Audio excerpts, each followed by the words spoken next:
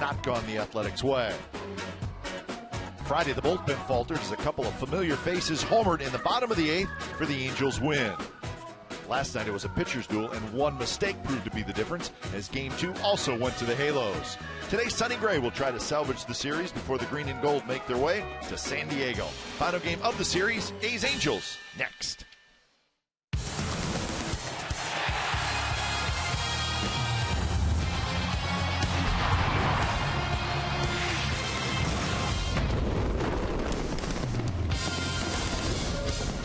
Lots of sunshine on what is a beautiful day for baseball at Angels Stadium of Anaheim.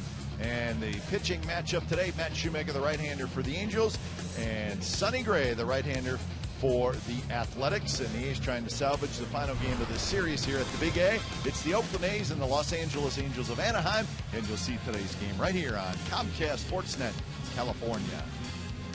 Good afternoon, everybody. Welcome to Oakland A's Baseball, along with Ray Fosse. I'm Glenn Kuiper. Well, when you need a win, it's nice to have an ace, and the A's certainly have one in Sonny Gray. And Ray, best ERA in the American League, and if you look back at all his starts this year, he really has not had a bad start in any of them. And Kuiper, you're right about needing a stopper, and that ace is the one that can do that. Sonny Gray will try to do that today. He's pitched well against the Angels. His numbers have shown that. But like you said, he has been outstanding all season. Even going back to 2013, he has been the ace of the staff, given the ball in big games. This one's a big one, and against the Angels, he has performed very well. Very low earned run average throughout the American League, so let's hope he continues that today. Now for Matt Shoemaker, he was a huge surprise and a pleasant surprise for the Angels last year. 16-game winner. Ray, he struggled this year, although lately pitching a little bit better. That's a great point. I think last year he did save the Angels because of Garrett Richards going down. Shoemaker had an outstanding season coming out of spring training, but he has struggled this year, unlike last year where he performed outstandingly against the whole American League. But this year,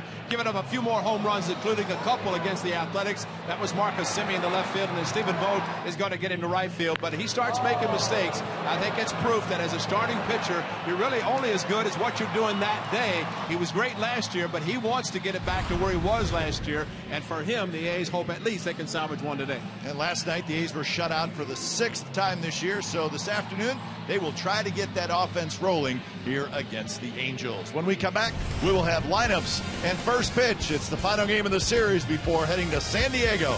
It's the A's and the Angels. Stick around.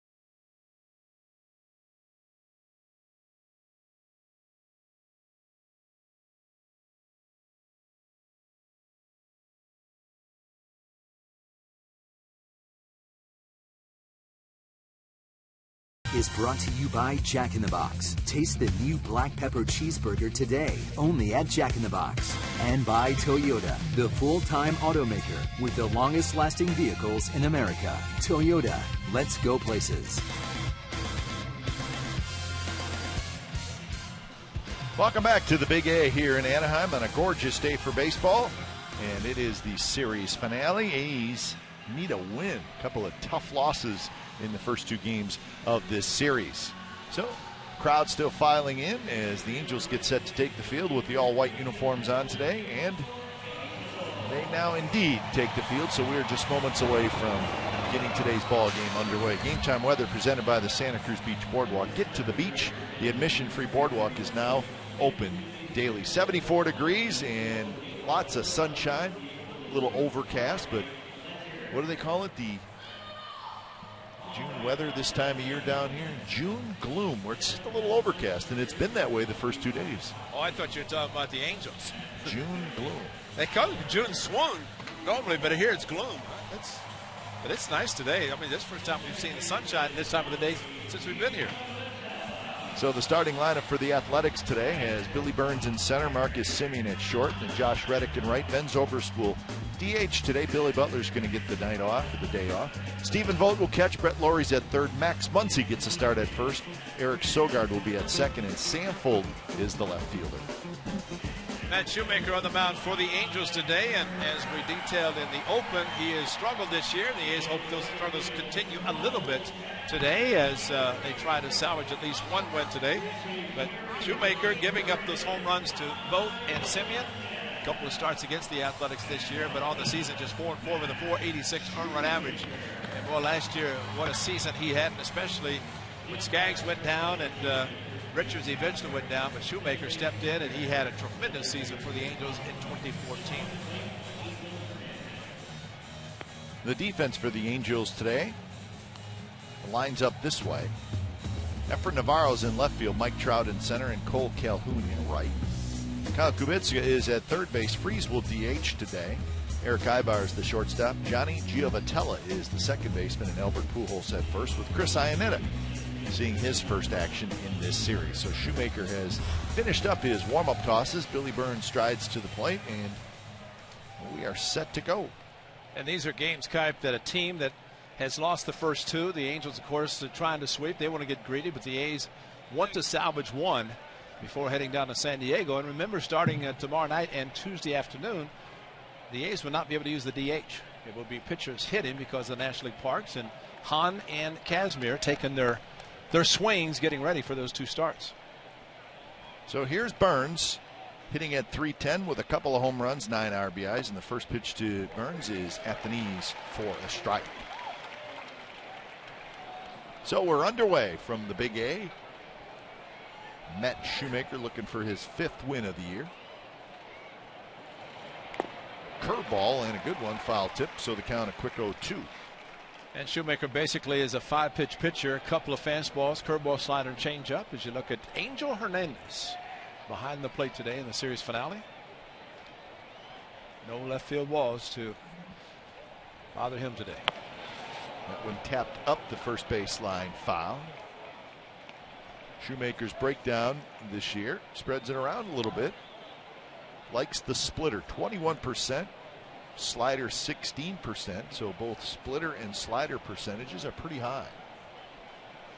Usually see the splitter coming from a lot of relief pitchers, but Shoemaker in a rare category of throwing it as a starting pitcher. Inside, and the count 1-2 to Burns. Semien to follow, and then Reddick here in the first, just underway. Facing Matt Shoemaker. Shoemaker 6'2", 225 pounds, and he's 28 years old.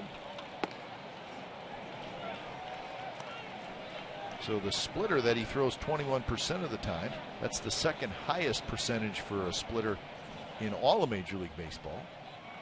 But look at what the opponents are hitting against that pitch.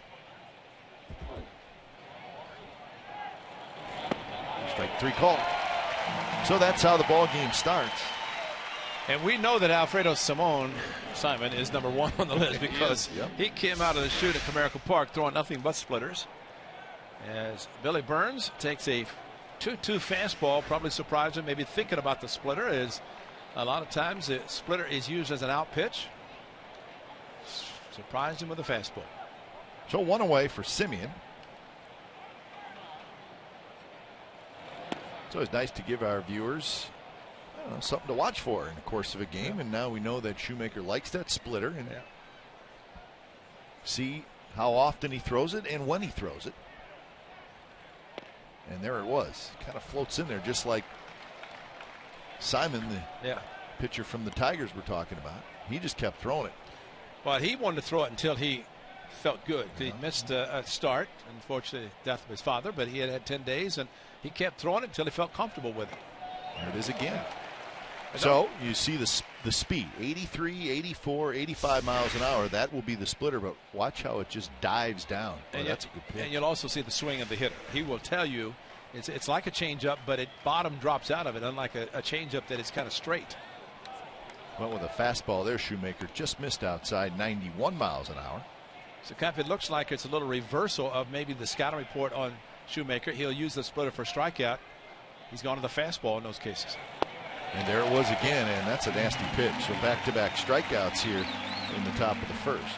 Boy, watch this ball just dive down. Well, a good one will do that, and it's almost for a catcher like catching a knuckleballer. And for Chris Iannetta, his first start of this weekend series, as Perez has caught the first 2, so Iannetta knows that if the splitter is really working, there's going to be a few in the dirt. So 2 outs for Reddick. Reddick steps in with a .308 batting average, 10 home runs and 38 RBIs. First pitch drops low. Back-to-back games, Josh Reddick has ended the game against Houston straight, getting changeups, and both times flew out to center field. Actually, last time it was Ibar, the shortstop, making the play.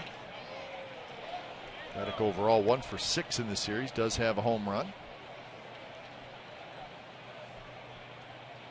5-4 and 1-0 the final scores in the first 2 games of this series.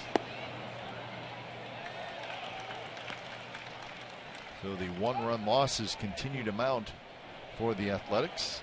They're now 4-18 in 1-run games, and that is still very hard to figure out. Kevin, I think the point you made in our conversation back to studio about the kind of the run differential and the games that have been in the season, it's like they would shut out and be shut out. So they had the run differential, which was great. Sure. But unfortunately, we're not scoring runs in those games in which it were being shut out. What's it, up to 6 now in this season? And there's a strike. Well, at some point today during our telecast, I want to talk about kind of where the A's are statistically, which is pretty good. Just pitching, offense, but yet the record, the worst in the American League. Throw out some numbers for us to think about, talk about. But that's a good point too, because it's W's. Well, it is. Yeah, it is. I mean, really, statistically, if you just look at that, and there's so much more to the game than just that, but I mean, the numbers are really not bad. Of course, defensively, that's been an issue, but. Reddick, a shot knocked down at first by Pujols, and he is able to get to it and then flip to Shoemaker, side retired. So Reddick hit a shot, but a nice play by Pujols, and that's a 3-up, 3-down inning for Matt Shoemaker.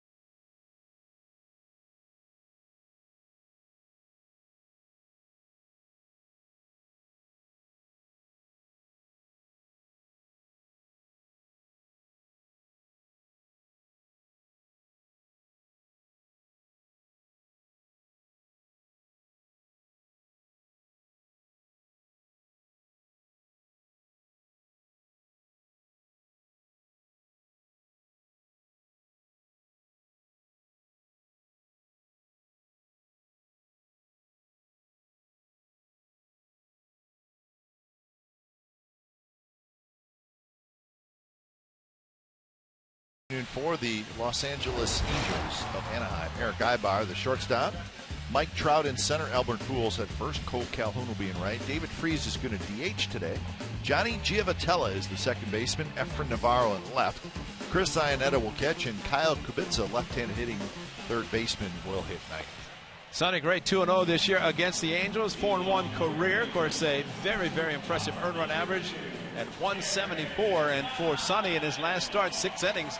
But the club scored only 1 run. He gave up 2, and that's one of those 1-run losses for the Athletics. So Sonny, of course, an assortment of pitches, and especially an outstanding slider that really he started throwing it probably more against this club, and especially Mike Trout, than anybody, and I'm sure he'll use it today.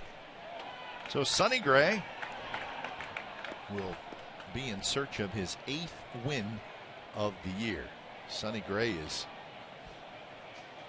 5th in the league in innings pitched, 9th in the league in strikeouts, and 2nd in the league in opponents' batting average against. The league is hitting just 196 against Sonny Gray. So he is having an all-star season, and I don't think there's any doubt that he will be an all-star this year.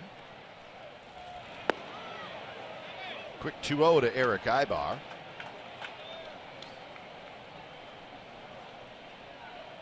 Sonny Gray leading the league with that ERA. Keuchel is second. Archer is third. Price is fourth. So he is spread out nicely around the American League leaderboards. And there are some more of those numbers. If your whip, walks and hits to innings pitched, is under 1, that is terrific. It's almost unheard of. If you average less than 9 walks plus hits per 9 innings, that's under 1, you're doing something right. Defensively for the A's, Fold, Burns, and Reddick in the outfield. Laurie, Simeon, Sogard, and Muncy on the infield, with Stephen Vogt back behind the plate today. And here's Trout. And when you've only given up 4 home runs and you're making your 14th start, that's impressive. Moreland hit one in his last start, straightaway center field. Turned out to be really the difference in the game. Fastball up and away. Mentioned in our open, Ray, that Sonny Gray really has not had a bad start this year. And if you just look at the list, I mean, there's really not one of those where he just gets knocked around. His worst start was his 3rd start of the year. He gave up 4 earned runs in 6 innings in Kansas City. I remember he struggled a little bit that night, but still not just a horrible outing. I mean, we saw Felix Hernandez give up 8 in the first inning the other night. Sonny Gray has been good to very, very good in all of his starts this year.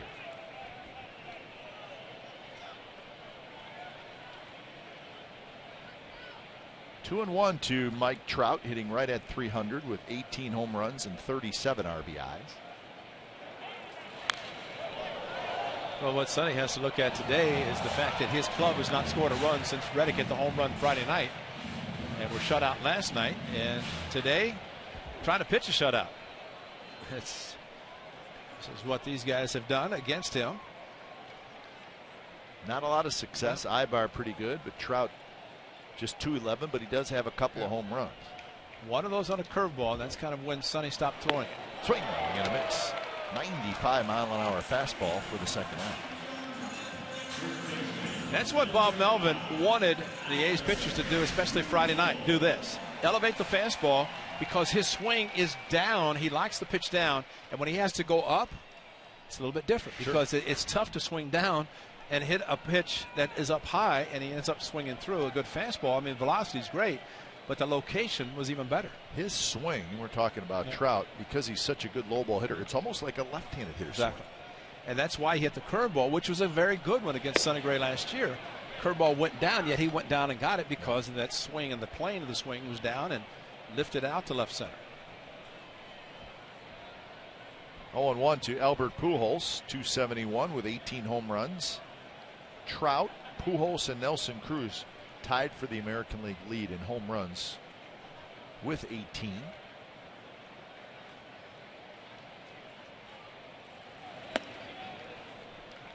Well, last night, after Pujols hit A solo home run in the first inning. Of course, that was the only run hit, or only run scored in the game last night. But after that, Kendall Graveman started to go outside with the pitches. And talking to Kendall after the game, he thought that Pujols kind of set him up a little bit with his setup at the plate. Laurie takes care of Pujols, so both pitchers have nice 3 up, 3 down first inning. Second inning coming up. No score.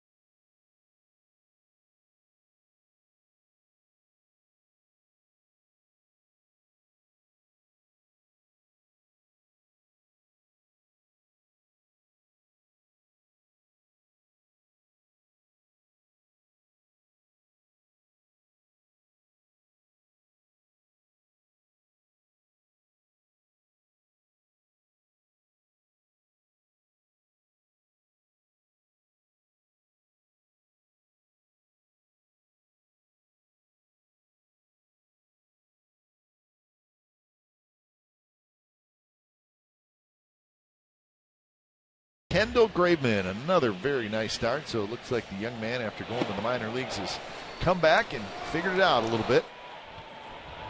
He went 8 innings, gets a complete game, just a 1 run, 7 strikeouts. He threw 111 pitches and just a Pujols home run, the only run that he gave up. So he takes the loss, unfortunately, but he was very good. I'll mention that about what he said about Pujols. He thought Pujols had moved his feet off the plate a little bit, almost indicating that he was looking for the fastball inside, and Graveman threw it, and unfortunately for Graveman and for Pujols, very fortunate, the ball did not get in where he wanted it. You know, complete games are great, but if you're a starting pitcher, what you don't want is one of those 8-inning complete games, because that means you've lost. That's right. And unfortunately, Graveman did not get any run support last night. Zobrist a shot to right, and that's a leadoff single. First hit of the afternoon for either team, and it belongs to Ben Zobrist. Well, he got the count in his favor and then got the fastball down and in. And usually when that happens, you watch the catcher. He missed location. And then wanted it outside. He kind of ventured towards the middle of the plate and in. And good job by Zobrist, just dropping the head of the bat. So here's Stephen Vogt. So, Ray, I want to run these numbers by you and see if we can come up with a good announcer reason why the A's record is what it is. Put me on the spot. I'm going to help you. I'm going to help you, and neither of us will be able to find the answer. But, and again, this is just team statistics, and obviously there's a lot more that goes into it, but the overall team ERA is 3rd in the American League.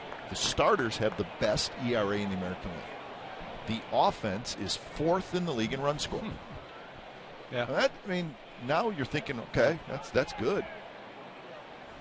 The run differential is +8, which is not bad. But still, this team has the worst record in the American League, which then gets you to the defense, That's right, the unearned runs allowed, and the bullpen has the worst ERA in the American League.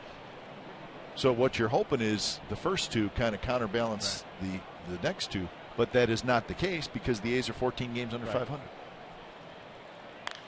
And unfortunately, too, that usually the run differential, but if you don't pitch, which the A's are, in the rotation, they're not in the bullpen. But if you don't catch the ball, you give up the unearned runs, and then at that point, you've got a bad record. Yeah, and I think what it sort of tells you is if you have for lack of a better phrase, a weak link somewhere, it's going to get exposed. Sure. I mean, the pitching's been really good, but that bullpen has struggled. There's a strike. A's with the most errors and the most unearned runs allowed. They've allowed 32 unearned runs this year. I think a big factor in that is the youthfulness of the A's. Yeah. A lot of young players that are experiencing the major league level, and not that they're trying to learn here, it's just that they're trying to get big hits in major league situations that it's not that easy to do, especially against major league pitching. And that could be too where the one-run losses come in. A lot of times one mistake can cost you the loss in a one-run loss. And was it last year the A's had 0 rookies? I mean, and then you look at this year, you got Muncy at first today. Cannon usually plays. He's not today, but at shortstop, Marcus Semien. Sure. Fegley's been playing quite a bit. Yeah. So I mean, there's a lot of rookies, but the experience they're gaining is going to help in the future. Left field, and Navarro, who was shaded that way, reaches down and makes the catch. So Vogt is retired. That is shading him as a right-handed pull hitter. That's shocking. Surprise, you're right. And here's Vogt thinking he's got a double that's going to kind of slice towards the line, and all of a sudden he looks up, Navarro just casually going after the ball. But the one thing Shoemaker evidently is doing is pitching to the defense, and that time he did. So with one out, Laurie steps in.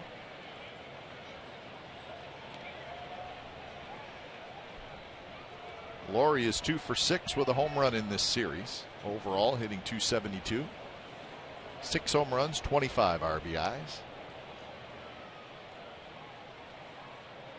61st game for Brett Laurie. For the A's, this is their 65th. So he's been able to keep himself in the lineup. He's got to be thrilled by that.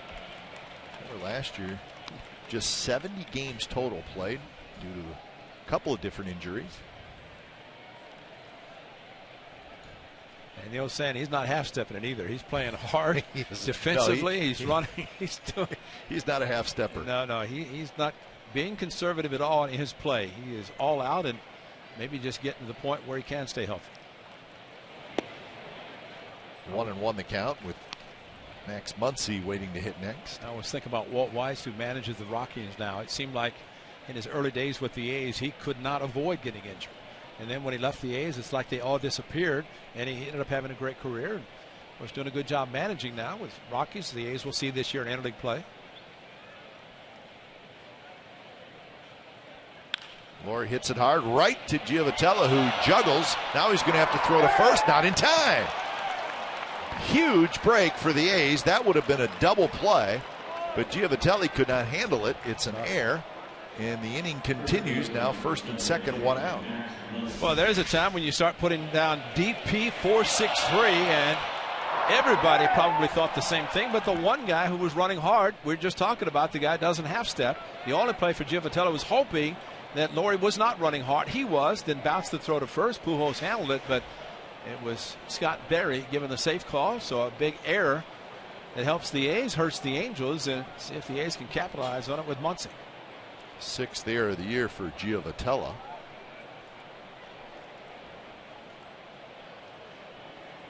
So here is Muncy. 13 hits in 61 at-bats this year for Muncy. 4 doubles and a couple of home runs. No swing. I was thinking about it. Those player, you're sitting there, you make an error, and you're thinking, everybody's looking at me. No question. TV's talking about me, radio's talking about me, people are looking at me and going, what's wrong with you? And it's not just a regular error either. It's one where you would have gotten 2 outs. Exactly. You've been back in the dugout. You would have been back in the dugout. Now you start counting the pitches that Shoemaker's going to have to make after he should have been in the dugout. A cue shot toward third. Out at second, and Ibar, who dropped the ball, but he dropped the ball on the exchange. So the out is called at second base. And that's one of those interesting plays where the shift is on. So the shortstop actually took the pivot. And I wonder, Ray, if the fact that Ibar, you saw him move away from the bag a couple of steps and then turn around and hustle back to the bag. I wonder if that didn't just throw off his rhythm a little bit.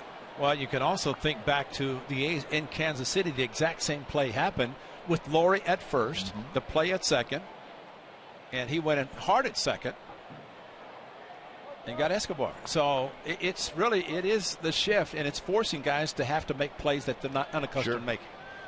And that was a perfect example. And you put it down as a fielder's choice 5-6, which is very unusual. Well, you think about that, Ray. He's coming across the bag like he always does, but the throw is coming from a completely different area. It's coming from behind him. Right, and he normally would never take a throw from the third baseman to turn a double play. It would always be the second baseman. It's almost like the movement of his feet. That was the same. Oh, yeah. But the throw is coming from a completely different spot. Sogard bunts. It's picked up quickly by Iannetta. Then he drops it, tries to tag Zobrist. He doesn't, and the A's get a run. Oh, the old barehanded miss. And Iannetta, the veteran, knows better. Mike Scioscia, the veteran manager and former catcher, has got to be wondering what is going on. And I guess it completely missed him, but this is a bunt. He's trying to push it third base line. He does, but it stays out in front. And watch Chris Iannetta, the veteran. Watch this. Bare hand, worst thing you could do. And then, fortunately, jumping over him was the runner, Zobrist, coming in from third base. That was at least the escape. Zobrist stopped, which was a smart play on that part right there, and then made sure he jumped over him, avoided the tag. And when you're a catcher just reaching out, hoping to make contact with the runner, it enables, in this case, Zobrist to jump over him, which he did perfectly. So it's an E2, no RBI. But the A's will take the run. So a couple of huge defensive mistakes by the Angels here in the second inning.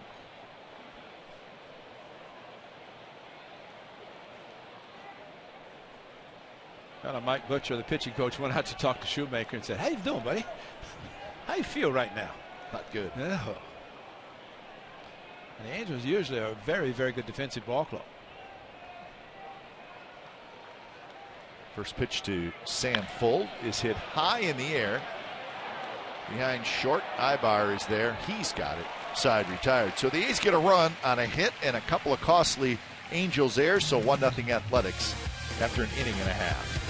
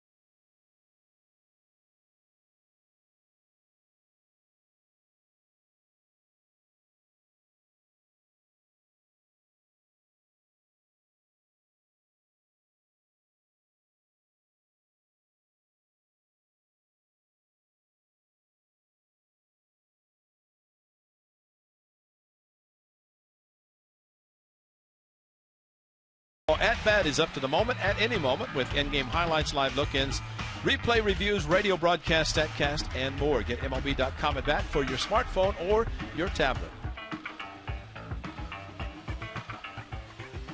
So 1-0 A's lead. It's the bottom of the second inning. And here's Cole Calhoun. The first pitch is in for a strike. Sonny Gray, 20 for 22 in shutdown inning opportunities this year. Calhoun, Freese, and Giovitella. Swing and a miss, and it's 0-2.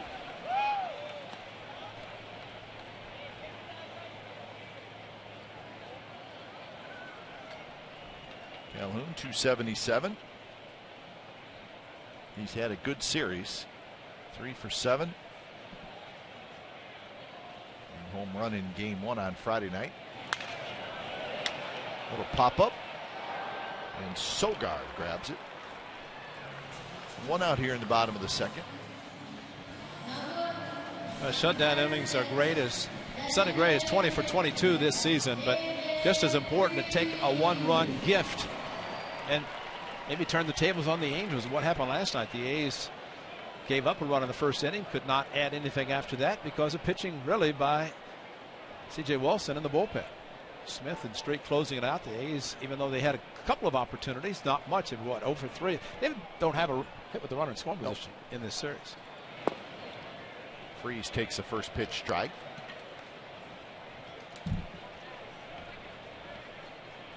Freese, 244, 9 homers, 32 RBIs.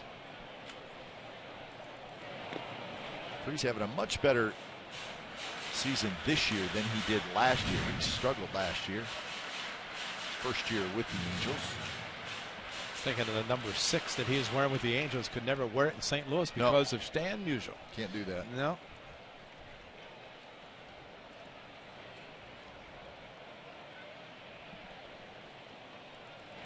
Outside to Freese, and the count is 2-1.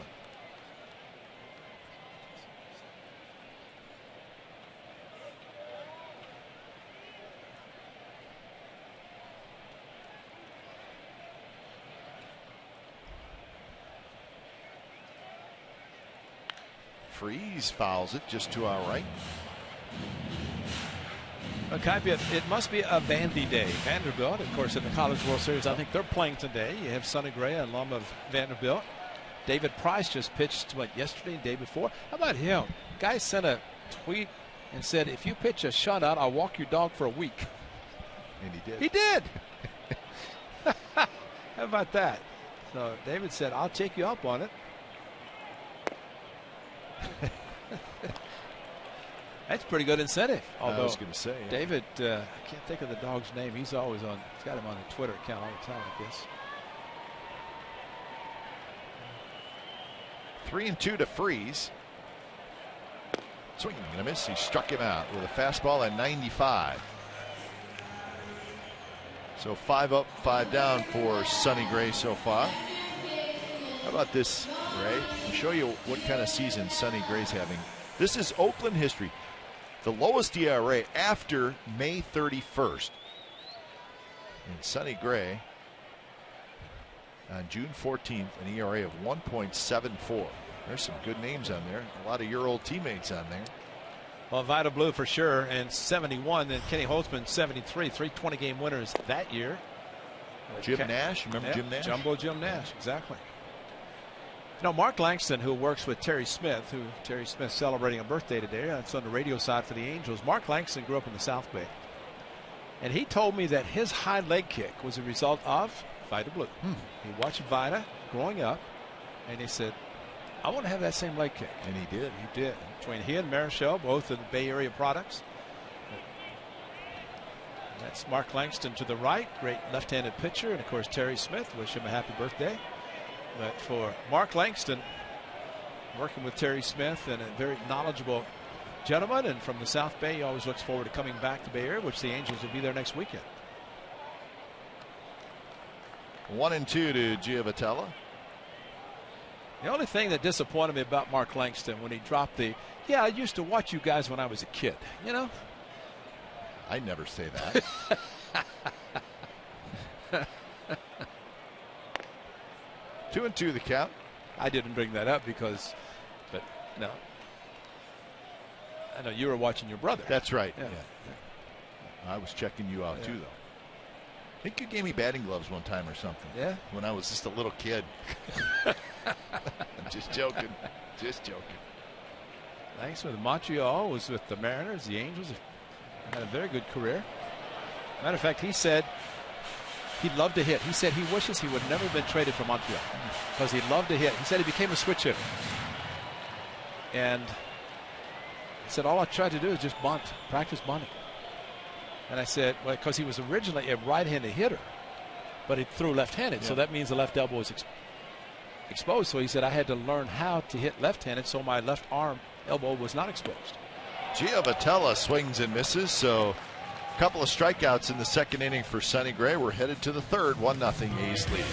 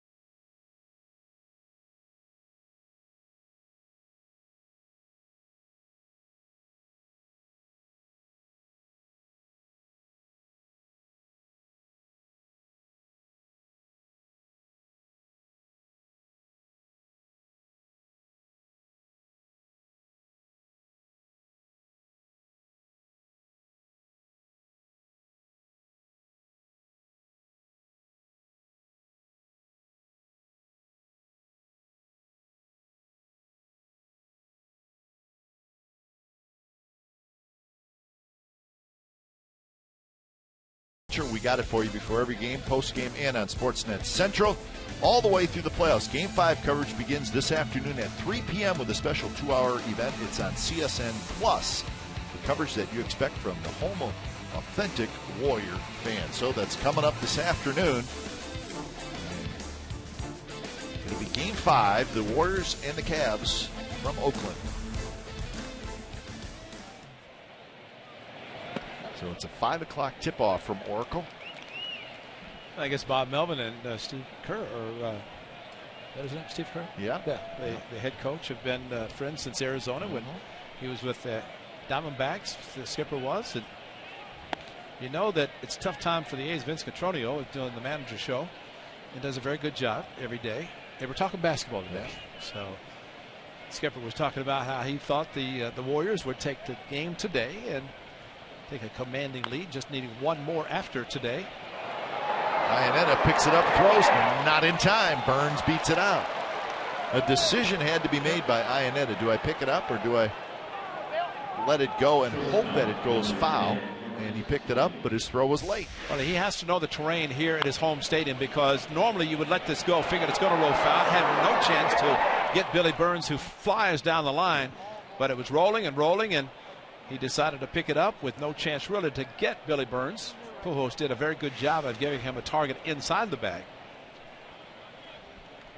So Burns gets his third hit in this series, and now he's a threat to go as Marcus Semien steps in. 15th infield hit. Remarkable. That kind of speed and what it does to the defense. See, it may sound kind of silly, but him just kind of chopping down on the ball, just trying to make contact, that's probably better than him hitting a fly ball to any of the outfielders. Absolutely. Because he's not He's not going to hit it over their head. No. And if he does hit it over their head, that means he probably hit one really well. Right. Yeah. And it may go out of the park. Exactly. He's just not going to just drive balls over anybody's head. And if he does do it, it's going to happen rarely. Well, he hit the fastball first pitch in St. Petersburg against the Rays. That's fastball down the middle, and he basically was just trying to hit a line drive. And the same with CC Sabathia, a slider inside, and he just dropped the head of the bat on it and went down 331 feet to left field. But he knows that his best job of hitting, his attribute, is basically to hit the ball on the ground and use his speed. And that right there, pitch out, thinking he's going to be running. He's really done a pretty good job of hitting the ball on the ground. His 50th hit this year, and that's the most among American League rookies.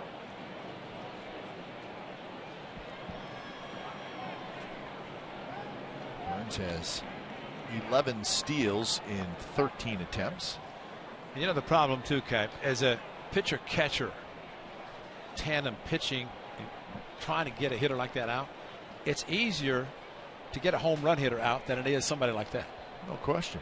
Because at least with a home run hitter, Burns runs, pitches a strike, throw to second base is not in time. he was looking back like, are you going to throw? I mean, it was kind of comical. It looked like he was looking back and maybe hit and run, but see what he does. And now he just looked back initially and then went straight for the bag. So maybe to see if Marcus initially is going to be swinging the bat, which he was not. And I mean, if you're straight stealing, there's a right-handed batter, he is going to let you steal. So the A's have a runner at second and nobody out. And Simeon fouls it straight back. Simeon struck out in the first inning.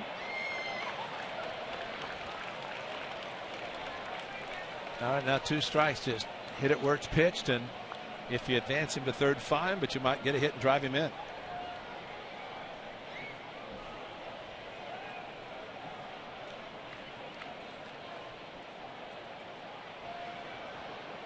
Burns not really being held at second base. That one blocked by Ionetti, scrambles after it. Reddick to follow here in the top of the third. We talked about the splitter thrown by this right-hander, and I did a good job blocking the ball there, keeping it close. Billy Burns thought about running, but with nobody out, figured at least give Simeon a chance to advance him.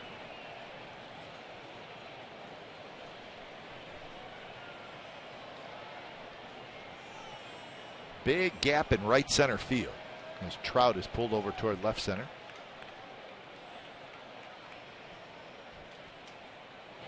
Swinging and a miss. He got him with an off-speed pitch. So Simeon strikes out for the second time.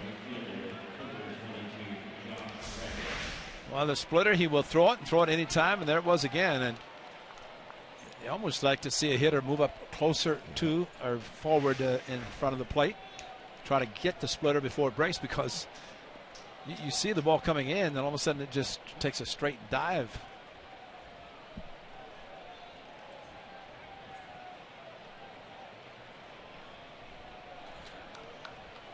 So Reddick steps up. Reddick bounced out to first. Actually hit it very hard to first, and Pujols made a nice play. Takes a bit outside.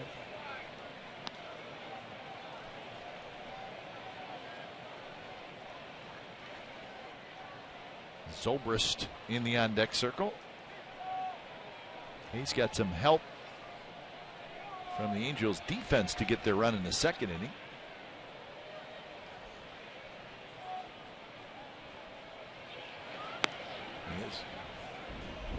Friday night against Salas.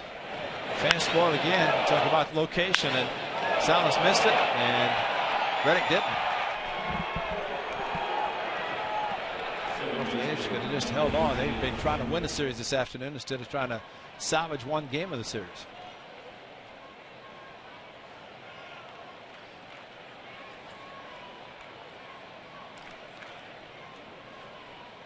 Shoemaker kicks the 2-0 pitch, is popped up foul down the third base line.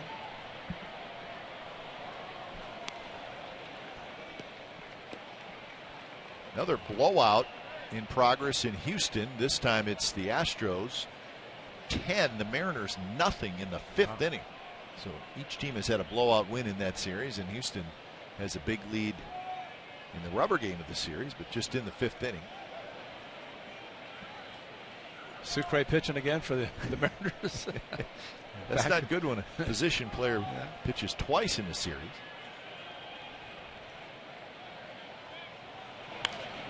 Fouled again, left side. The Rangers and the Twins are tied 2-2 in the 5th inning. Here's your AL West updates. Astros lead in the West is now down to a game and a half over the Rangers and just 2.5 over these Angels. Now the Astros, losing 8 out of 10, have come back to the pack.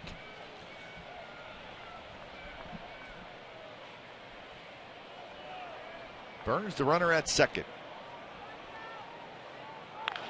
And that one's looped, shallow left center, and Ibar can't find it, and it falls, and here comes Burns. Trout's throw, he's not going to make a throw. It's a bloop RBI single for Reddick, and the A's lead 2-0. Ibar never saw it. In fact, he ran to a spot that was about 15 feet away from where the ball actually landed. Now, Billy Burns a little hesitant to take off, and see Ibar right there just putting up his hands. Had no chance, couldn't see it, and you don't see it, you can't really think about making a play. And Josh Reddick could only say, I just blistered the ball my first at bat. Nice play. He thought he had not gotten the job done there, but Ibar lost it. It's going to be completely to his left. The closest to it was Trout, and Billy Burns with his speed, even though he hesitated, Mike Gallego said, let's go, not even hurry, just let's go and run. No throw made. So Reddick comes through, and they score another one. So RBI number 39 for Reddick. And when Sonny Gray is pitching, I mean, you just feel like you don't have to score 5 or 6 runs. You would like to. The A's did in Detroit in that game, and he had a chance to pitch a complete game, but matter of fact, Bob Melvin said, let's just save him because a big lead. Bullpen came in, got the job done. Outside corner, a strike to Zobrist. 1-1 the count. Zobrist singled and scored in the 2nd inning. He led off the 2nd with a line drive to right. And you can see managers, when their best pitcher is pitching, the guy that at least has the best numbers, and they have a chance to save a few pitches, they're going to do it. Sure. And that's why a big lead can help the A's and for the future of Sonny Gray by not having to throw as many pitches.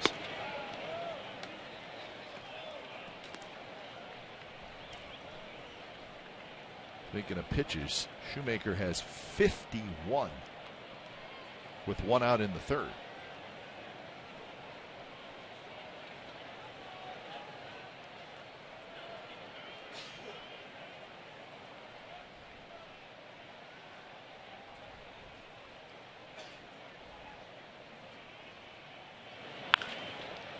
Pujols has it, spins, throw to second, back to first, and Shoemaker gets there, but gets there late. Zobrist, it's like he's starting to run a little bit better, Ray, and he beat the throw.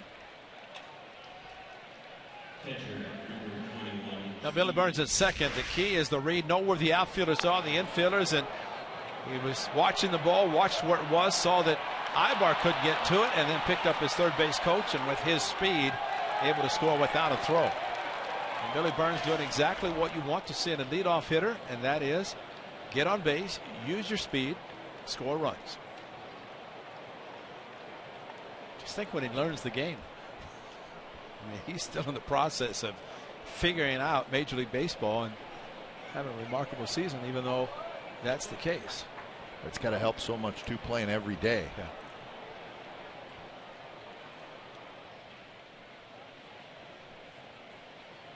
So 2 outs, and the first pitch to Vogt is low. I mean, the notes, Mike Selleck's great notes, tells us that Billy Burns is starting his 24th consecutive game today. It makes a huge difference. I would think every player should have the dream of passing Cal Ripken Jr.'s record. Sure. Force the manager to give you a day off, but never even think about getting a day off yourself. Just come out ready to play. And for Billy Burns to have that kind of speed, man, you want him in the lineup.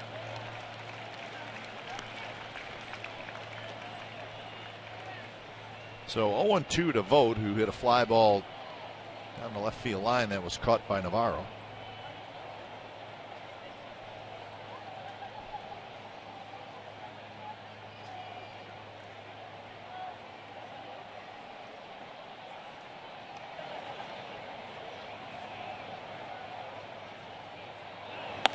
Missed high. So 1-2.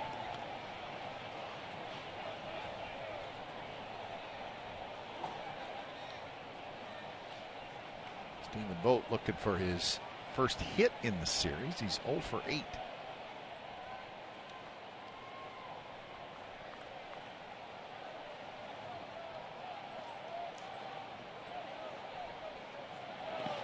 And Vogt chased a pitch in the dirt. So Steven Vogt's struggles continue as he strikes out. A's get a run. Reddick with the RBI single. So bottom of the third coming up. 2-0 Athletics.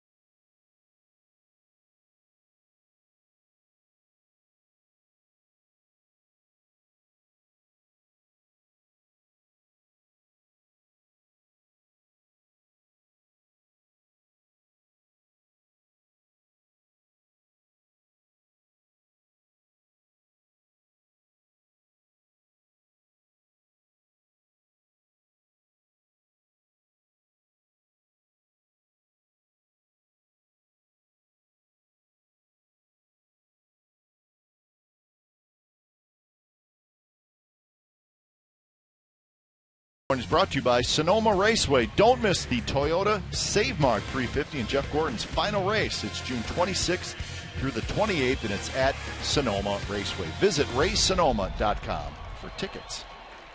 Santa Monica Pier, one of the go-to places here in Southern California. There's a few of those. Angel Stadium right at the top of the list. Yes, indeed. For baseball on a Sunday afternoon. Flag Day. So we're going to go to San Diego after the game, and later on this year we will go to Los Angeles to play the Dodgers for a 2-game series. Get to see the magnificent Vince Scully, the one and only Vince Scully. That's right. That is. Yeah, Brian will be there too. Brian will be there. Boyd, who's next door. The whole crew will be there. Yeah. JR too. Oh no. It's like Vinny loans them out to the Angels right. visiting team. I would think, though, that the guys, I know Brian, they need to get permission from Vin. Like, hey, Vin, can I work that A's series? Right. I mean, if you need anything, just call me. But if not. That's why Brian shows up at game time, because he's taking care of Vinny. Nice play at first by Muncy. Flips to Gray. Navarro's retired. 1 out.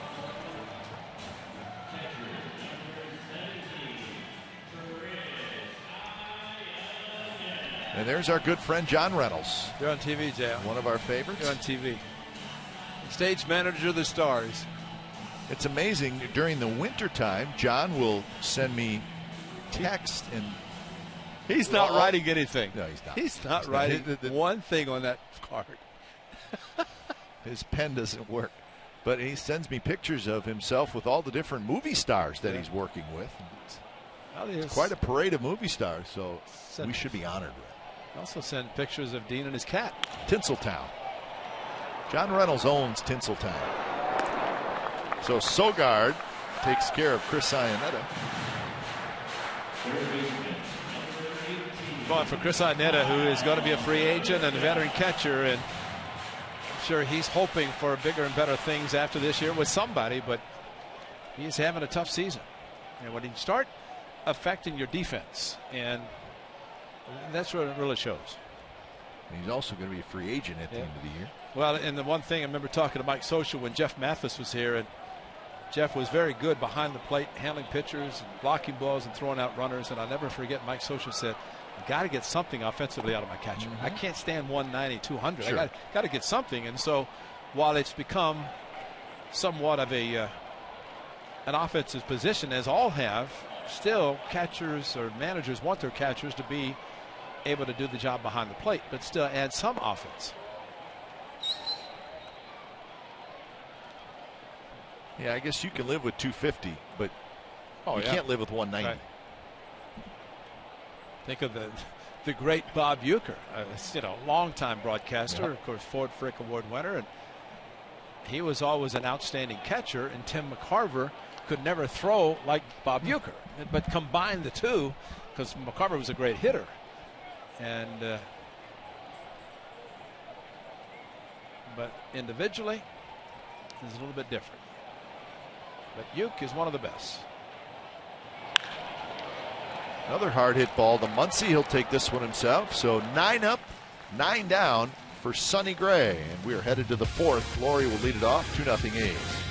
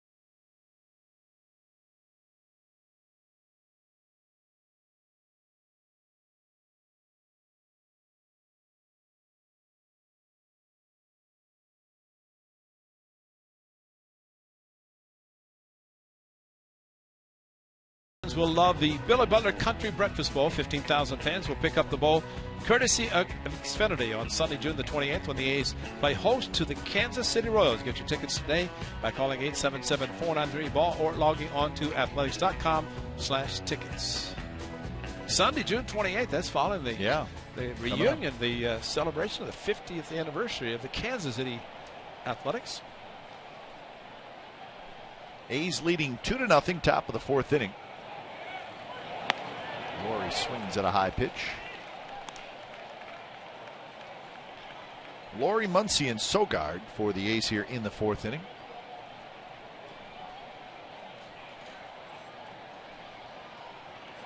Now, tomorrow in San Diego to be Jesse Hahn and Tyson Ross. So a former Padre pitching for the A's and a former A pitching for the Padres. So that'll be a good matchup. Up the middle, and Laurie has a base hit. So 3rd inning in a row that the A's have had their leadoff man aboard. So there's the matchup. Jesse Hahn, 3-5, 3.84. Traded to the A's for Derek Norris, and Tyson Ross 3-6 with a 3.81 ERA. So that's tomorrow. Our coverage starts at 6:30 with A's pregame live from Petco Park. A's were last there in 2009. So we're looking forward to getting to San Diego. Very nice town. Stay right downtown, right next to the ballpark, actually.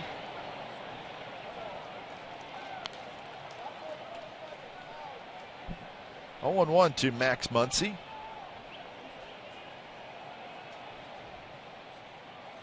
Padres are right at the 500 mark coming into today's action, 32-32, trailing the Dodgers and the Giants in the National League West.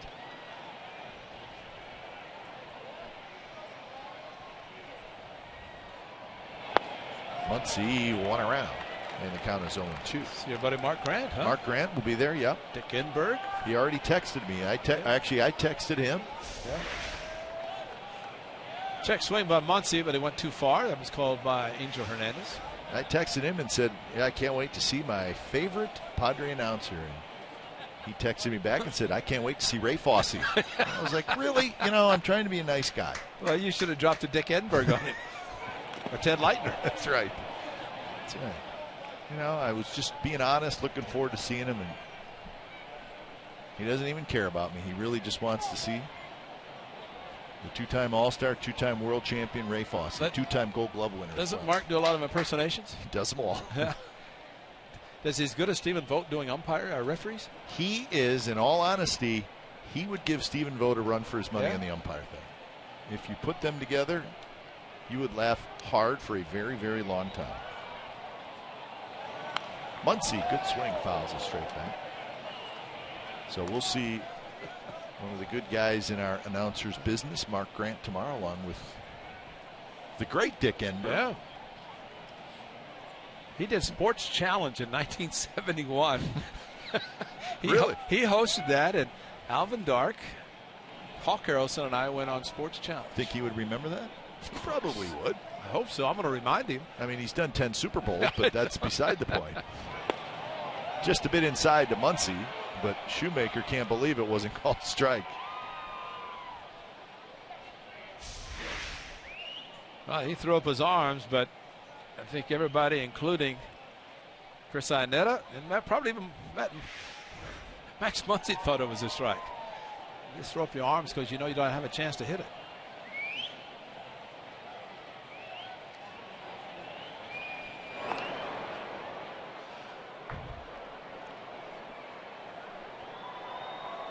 He's now with 4 hits make it in the game. Nothing for the Angels. Well, they've already doubled their hit output from last night. Right. Just 2 hits total against the Angels in game 2. Shut out 1-0.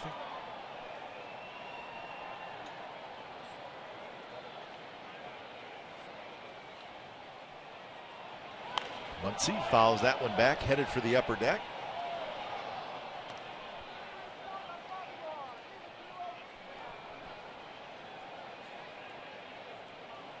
Lots of pitches for Shoemaker, 65.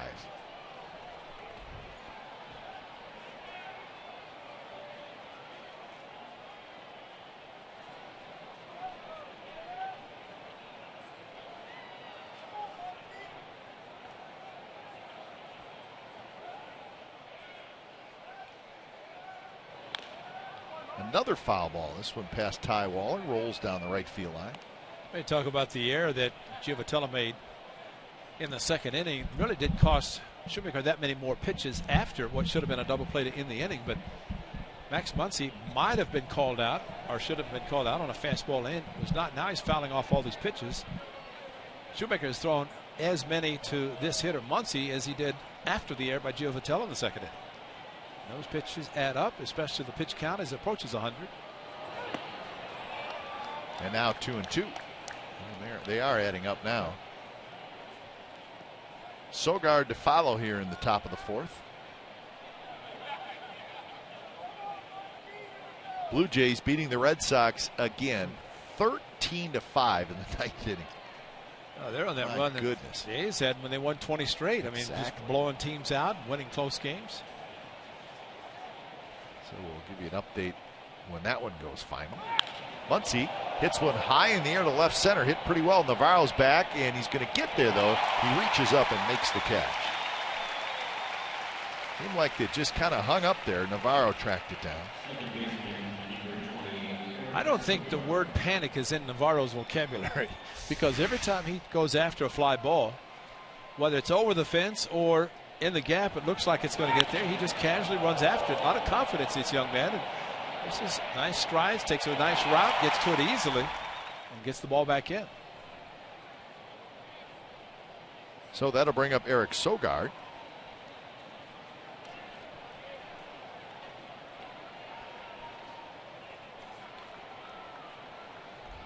Sogard was part of that strange play in the second inning with runners at first and third. With 2 outs, he bunted, and Iannetta went to pick it up, and he could not pick it up clean, and it ended up being an error and a run scored.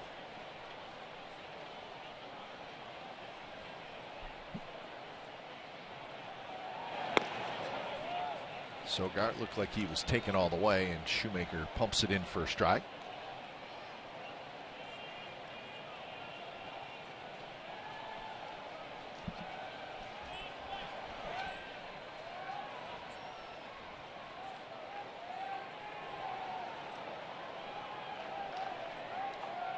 Laurie, the runner at first. He had the leadoff signal, and this one's popped up left side, and it's going to be the shortstop Ibar, who calls off Kubica right at the last minute. So 2 away, and Sam Fuld will hit.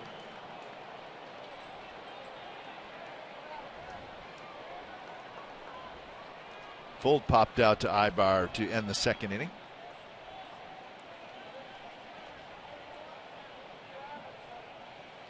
He's come in with a 25-39 record, 14-21 on the road. So they played the most road games in the major leagues, with this one and then 2 more in San Diego coming up.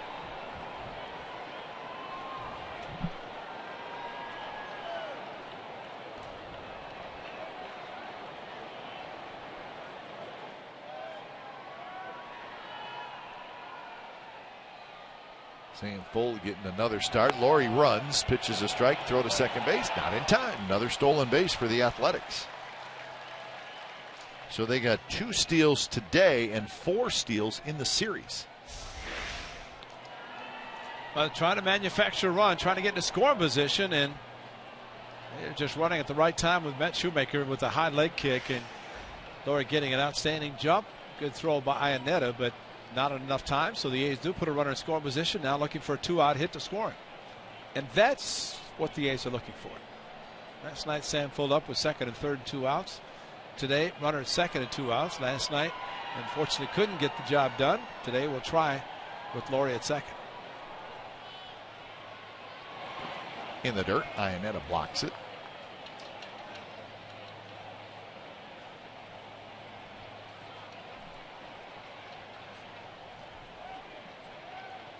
So now 73 pitches for Shoemaker. And he's really, the last 3 innings, he's been in the stretch pretty much the entire time.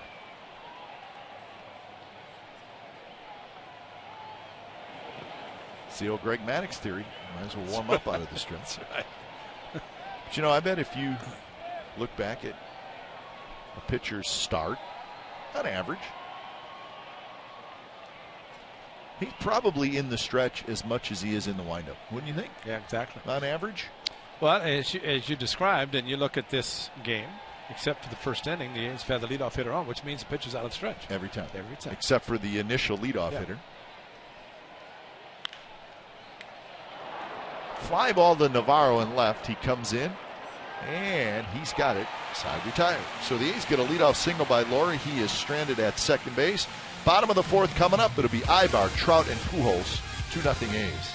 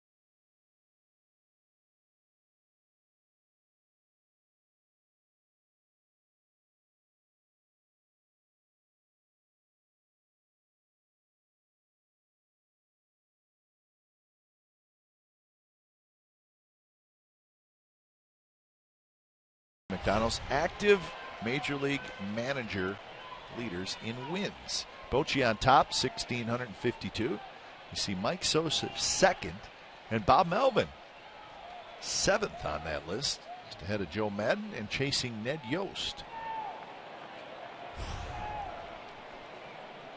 Two former catchers of the 14 Major League managers are former catchers, and we have the two here. But Black, a former Major League pitcher, will be managing, or he is managing the Padres. See him tomorrow night, Tuesday and Wednesday and Thursday. That's a strange 4-game schedule. You know what? It's the week of. Yeah. Simeon had it come up a little bit, and Ibar's going to be aboard. But it's going to be an error. Now, we're not making excuses for Simeon. But if you watch the ball right at the last bounce, it comes up just a little bit. Ed Munson, as the official scorer, would have to say that even though with a bad hop, when it does come up, you make adjustments. And unfortunately, that does occur, and not much you can do. You just hope you can make adjustment. The ball does not hit there. When it hits the heel of the glove, I keep talking about the heel. That's the hardest part of a fielder's glove, because it's just leather and seams and not a pocket. If it's in the pocket, it's a piece of cake, and that's it. Sonny Gray, though, has tough hitters to play than Mike Trout, Pujols, and Calhoun to follow, but that error is when a pitcher, and first time for Sonny Gray out of the stretch, to take care of matters himself. And true, Ray, that generally a scorekeeper wants the first hit to be pretty clean. Yep. I mean, as clean as you can make it in your mind as the scorekeeper. And that's a play that even if the Angels get a clean hit, they won't change it, because that clearly is an error. It's a fieldable ball, and it's a play that should have been made, and Marcus Semien knows it. So 0-2 to Trout, who struck out in the first inning.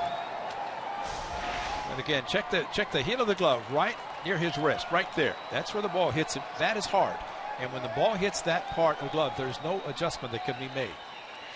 You want it in the pocket, field it, get a grip, throw it. Ibar with a good lead. First time he's been on the series, isn't it, Ibar?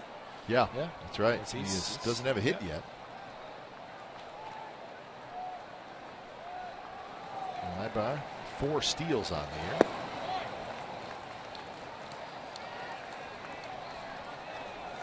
And I guess in Ibar's case, with the way the Angels lineup is set up, he may not attempt to steal a lot because of the guys that are hitting behind him.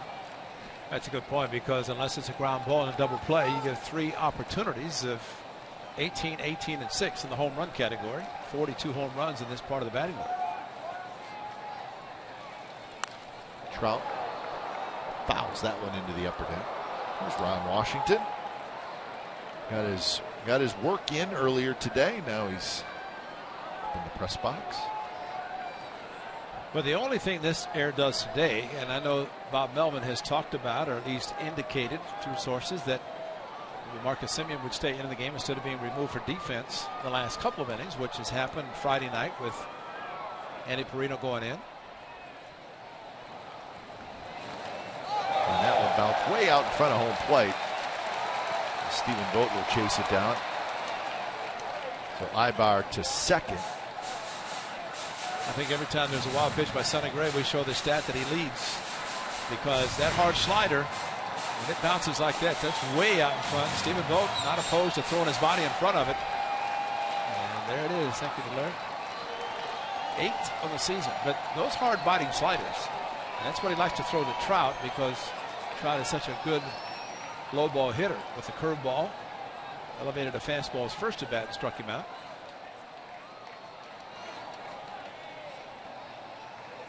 So Gray, a quick look, and here's the 2-2 pitch. And it's hit to right field. Reddick comes in a couple steps, and Ibar bluffs, but he's not going to go. Ball just was not deep enough. So that's for slider type. Right there's the slider that was away from Trout, close enough to be in the strike, had to swing, but it's the movement of it either going away from him or down a little bit. Josh Reddick with his arms up in right field, pointing towards center. Well, let's see why now. There's something in center field that Billy Burns has to retrieve and throw over the fence. And he's letting the umpires know to call time.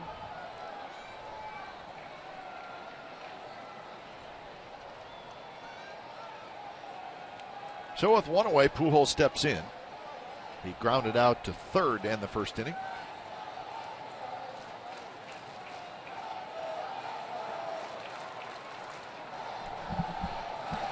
And that one through Vogt, and now going to third is Ibar.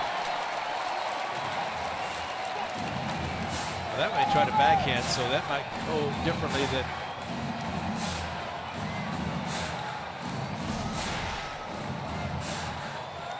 That one was called a pass ball, and I think that's probably the right call. He just missed that one. That's too bad, because now infield's going to play back, and you have a contact hitter,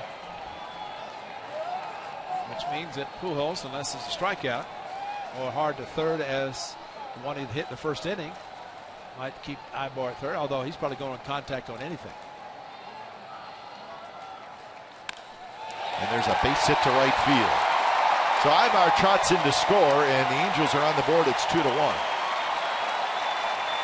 So pretty good job of hitting by Albert Pujols. He was just going to put it in play, and he ends up finding a single to right.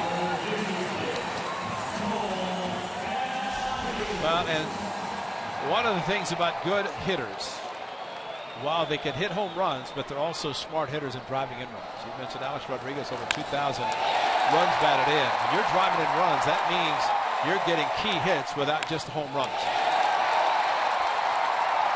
And for Pujols, that moves him ahead of Ernie Banks in the all-time RBI list, 1,637 RBIs. Not too shabby. Pujols also 23rd on the all-time doubles list with 570.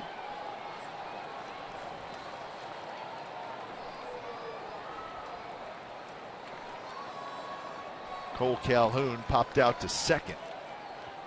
First at bat. Takes a fastball for a strike on the outside corner.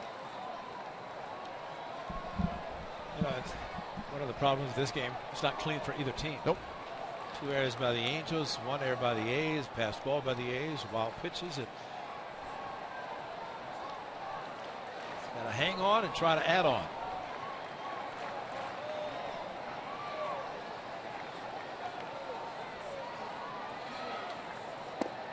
That went just a bit inside to Calhoun.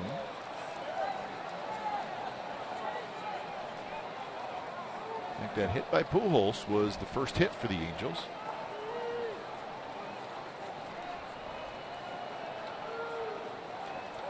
Just to layer about Manny Ramirez, because he always stood out as the type of hitter, hit a lot of home runs, but also, as I just said, 1,831 RBI. And the thing that he did so well, just like Pujols just did, get a runner in scoring position. He's 18th on the list. So what happens, you get a runner in scoring position, you change your approach, and you really go against the way the defense is set up. And that time Pujols had everybody to the left. Sure. He hits it to right.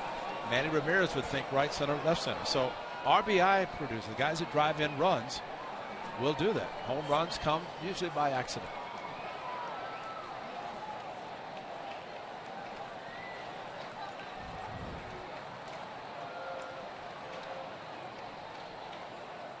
Calhoun swings and misses on a 2-2 breaking ball, and that is strikeout number 4 for Sonny Gray. Again, a hard slider, and that is a great pitch. You got Trout to fly out to right field, and it just goes down so hard. We were talking about Shoemaker's split finger fastball, but this slider acts like a splitter, but it's thrown much harder. There's no way you can split your fingers as much as Shoemaker does and throw a splitter harder than you do the slider, but the slider action is similar, but really a little bit better. And Freese lines one toward left, and Fold comes in, but he'll play it on a hop. So David Freese goes after the first pitch. He's got a base hit.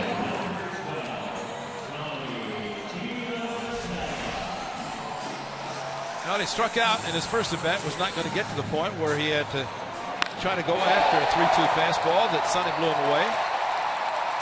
Sam Fuld, a good job of not trying to be Super Sam on that one and taking it on one hop.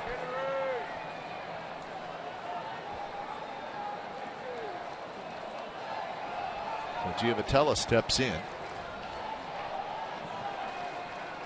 He struck out in the second inning.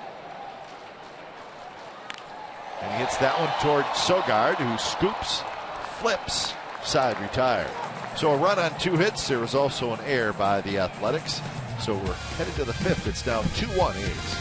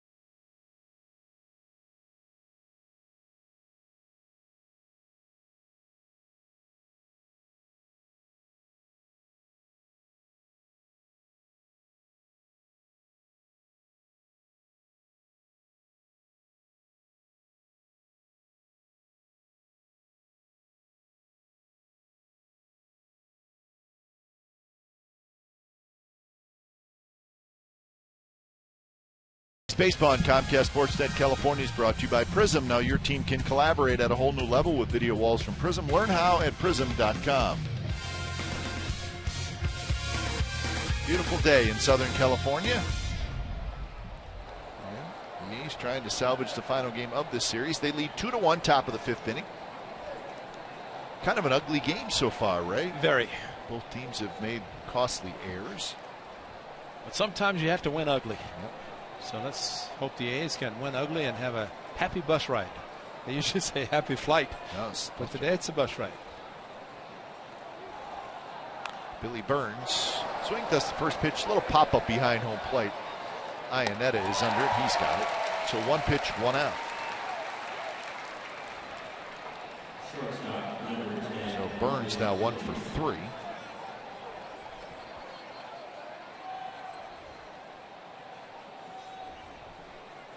And here's Marcus Semien.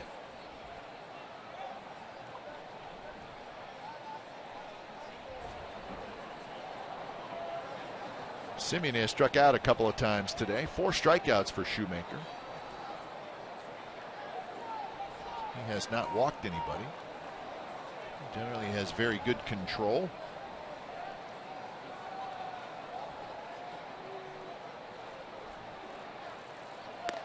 First pitch is a strike on the outside corner. Shoemaker was the runner-up last year in the American League Rookie of the Year vote. Jose Abreu, of course, the slugging first baseman from the White Sox, won the award. And you really don't look at Shoemaker as a rookie last year, and just been his second year. And they always talk about the old sophomore jinx, second year, how would they adjust and adapt? But Shoemaker last year pitched like he's a 10-year veteran. He was 16-4 with a 3.04 ERA. Hit foul again. And this year, a little bit of a slow start, but pretty good recently. In fact, coming into this start, he had allowed just 3 earned runs in his last 18 2/3 innings. That covering his last 3 starts. So maybe he's kind of rounding into form here. The Angels hope so. Angels with the 6th best ERA in the American League. There are some players that round into form with all the spreads in the clubhouse. Yeah, you're right. I mean, seriously. Well, guys come into spring training in great shape, and then they get nothing but food all day and on the planes. Well, because you have to eat the post-game meal, of course, in the clubhouse, and you have to get your clubhouse dues worth of food, right? But then you got to eat on the plane too, and be first in line. I used to see guys much to put on 20. And I used to see guys come to spring training, work out all winter, great shape. And you see them again in September. They've added about 20, 25. And that's before they had all the food in the clubhouse. Kubica, a couple steps to his left, has it, throws, and he gets Semien for the second out. Well, C.J. Wilson pitched well last night, and he got the win. He had a pretty good slider, and there it was right there. One of the better outings for Wilson this year. I think the number of sliders that were swung at and were not strikes like that one, and that one a check swing and a slider. And then he had a fastball there. He had fastball up and in. He had the slider down and into Billy Butler. And you try to be patient, but sometimes you go after the ball, pitches that are in the dirt. And he did walk 8 strikeouts though, and one of his better performances. And I'm sure the Angels extremely happy. He's now picked up his 4th win.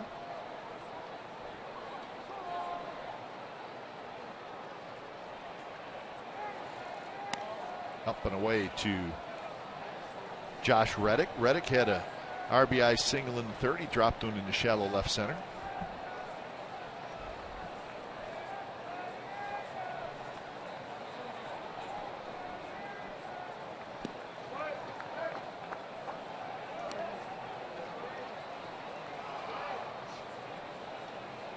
So 2-1 the count to Reddick, who also grounded out to first in the 1st.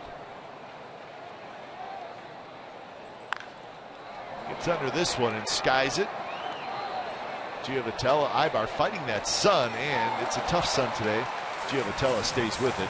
He's got it side retired. So 6 in a row retired by Matt Shoemaker.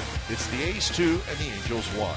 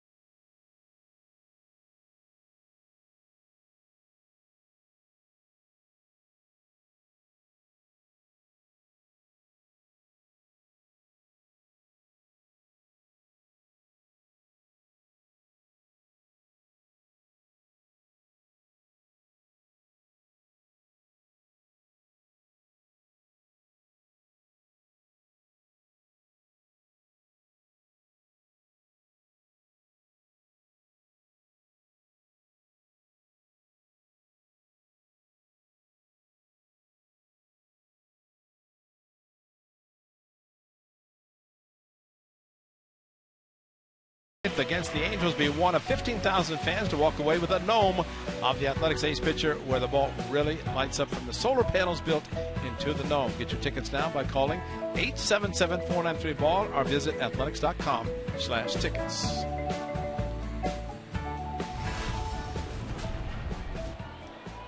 So the Angels come to bat, bottom of the 5th inning. It'll be Navarro, Iannetta, Kubica, 2-1 the A's lead, and the first pitch in first strike. That game at Fenway's a final now. The Blue Jays 13 and the Red Sox 5. So the Toronto Blue Jays have won 11 in a row. The Boston Red Sox have lost 6 in a row. I tell you that, I mean, that Red Sox pitching staff is taking a beating.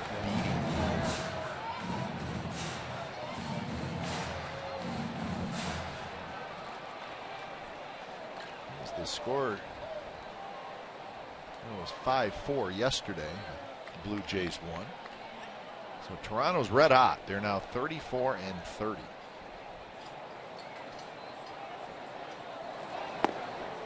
And that one just missed 1 and 2. I think everybody thought the Blue Jays were going to be one of the teams to beat in the Eastern Division. They got off to a slow start, but the length of the season, the marathon as they call it, and they get on a nice roll. They have a very good team, especially their offense. Yep. Yeah, they can beat you with just their offense. And the A's have not seen them yet. Matter of fact, last year they saw them in Toronto and they were running all over the place and scoring runs, and then they came to Oakland, completely different ball club. Swing and a miss. Navarro strikes out for strikeout number 5 for Sonny Gray. A good fastball on the inside, and just go with your best stuff, especially in a 2-2, and don't want to go to 3-2.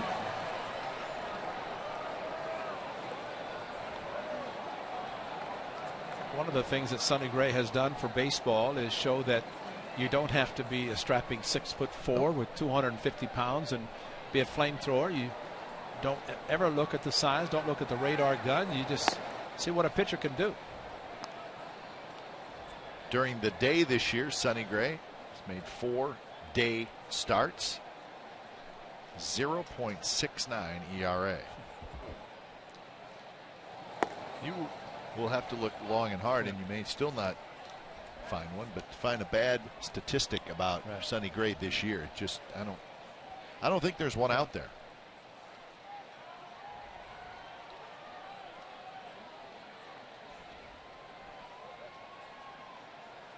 Two and 0 to Iannetta, who grounded out to second his first at bat, and he fouls this one just in front of us, off the facing of, really off the facing of our booth. That concrete hit right there. And why were you ducking?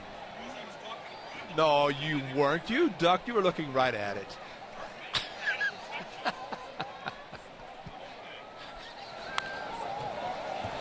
Some days I have to play referee up here between Ray and John Reynolds. I think they generally like each other, but they don't always get along. It hit right below you, JR. That's why you couldn't see it, because you were ducking down behind the desk.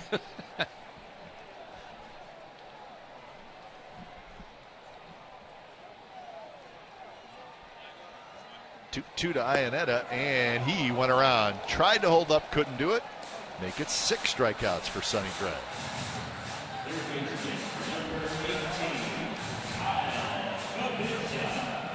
So Sonny Gray coming into this start, 9th most strikeouts in the American League, and he's now got 6.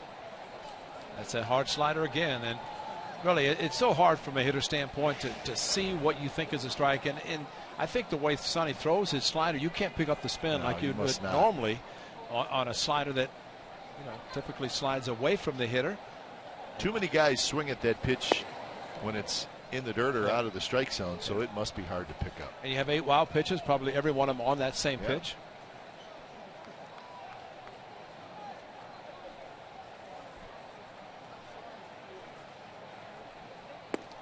In for a strike, and it's quickly 0-2 to Kyle Kubica.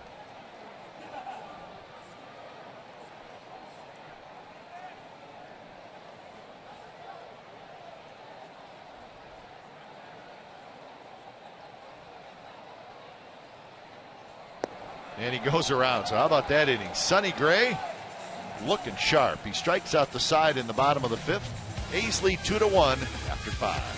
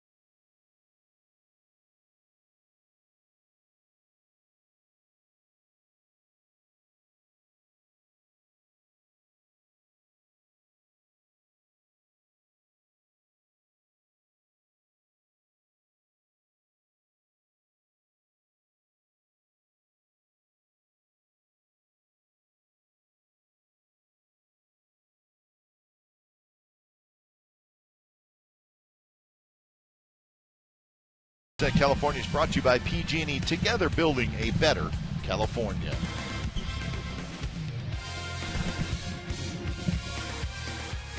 Sonny Gray. That's not him. He's in the dugout. He just struck out the side. That's a Sonny Gray fan. 2-1 A's lead, top of the 6th inning behind Sonny. A's need a win. He'd probably be in line to get the gnome. That's right. I may be in line to get the gnome. Yeah, that's a week from yesterday, the 20th. Angels are in town. First pitch to Zobrist is a curveball that drops in their first strike. Zobrist, Vogt, and Laurie here in the 6th inning. He's got single runs in the 2nd and the 3rd. And Zobrist cues one fouled on the third base line. There's Jose Alvarez starting to get loose, the left-hander. Well, the Astros now 12-0 over the Mariners in the top of the 8th inning in Houston. Texas and Minnesota tied 3-3 in the 7th.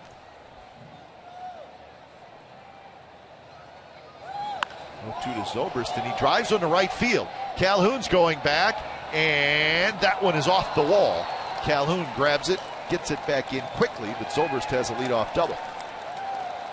So on an 0-2 pitch, Zobrist doubles off the wall and right.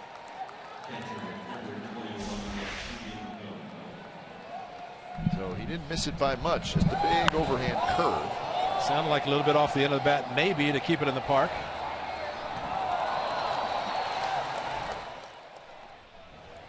So 9th double for Zobrist, and he's trying to get that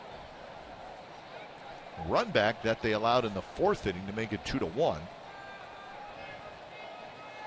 And here's Vogt. Vogt has hit a fly ball to left field, and he has struck out.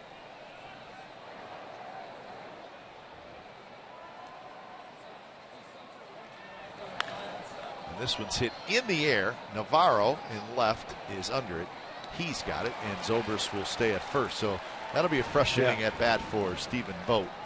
I think you feel like, Ray, even though you're struggling, there's still ways you can help the team by having a productive out. Vogt could not do it. Well, and actually the pitch was inside, and not that he's trying to wait and let pitches come to him. And that's the time maybe to go out and try to pull a ball where you normally would be trying to stay back and let a pitch come to you. But that definitely is frustrating.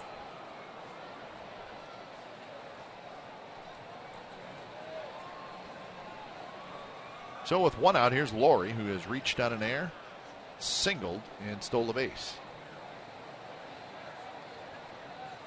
And that one on the outside corner for a strike to Laurie. 92 pitches for Shoemaker, so he's getting close to the end. He has not gone over 100 pitches in any one of his first 11 starts this year. 96 is the closest that he has got.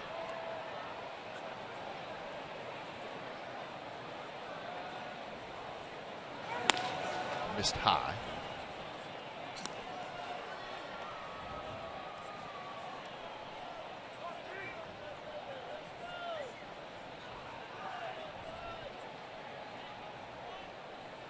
Laurie is 3 for 8 so far in the series.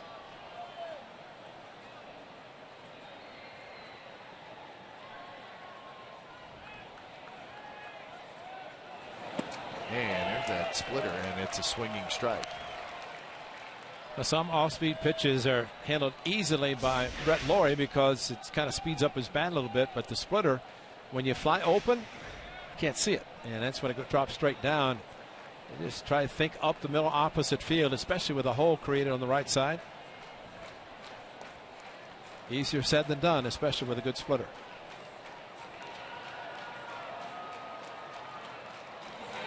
And a high fastball that time, and Laurie just got a piece of it, fouls it straight back.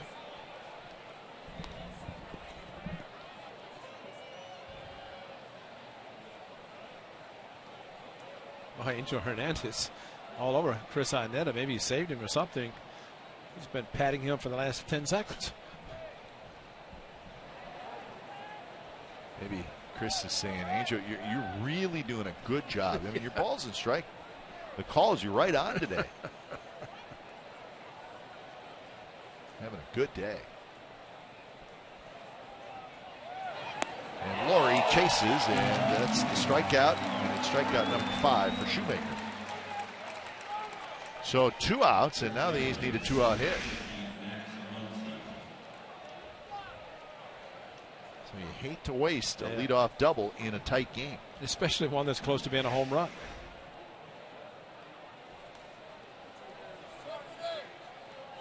So it'll be up to Muncy, who reached on a fielder's choice in the second. Hit a fly ball to left field in the fourth.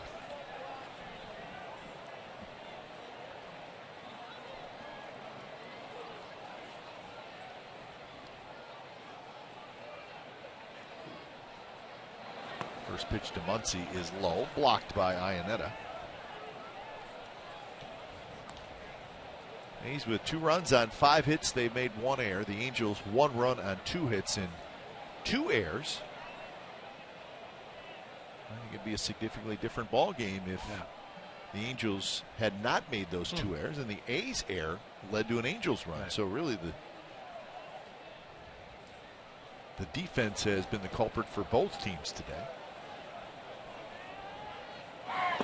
And the other run the A's scored, Ibar couldn't find it in the sun. Right. Dropped in shallow left field. Billy Burns with an infield hit, stolen base, and so it's been one of those games that I don't know if you'd really want to do a disclaimer on it. Maybe you wouldn't want to see it again. No, maybe not. If it comes out a W, you don't care. That's right. A's win, show it all the time. Muncy, a 2-0 splitter. So that's the effectiveness of that pitch for Shoemaker. I think he feels like he can get a swinging strike, or he can throw it for a strike as well. That was both. Yeah, and Cap, as you said, probably on the short end, because with the left-hander warming up the bullpen, this could be his last out. So he's going to throw everything he can to try to get it, maybe, and not worry about going beyond this inning or even this batter. And now it's 3-1. So Muncy should be ready to hit, although with Shoemaker now, he may throw him another changeup or another splitter. So Alvarez, the lefty, getting loose, and Sogar, the lefty, fold the lefty behind them. Switch hitter Burns. So the next 3 batters.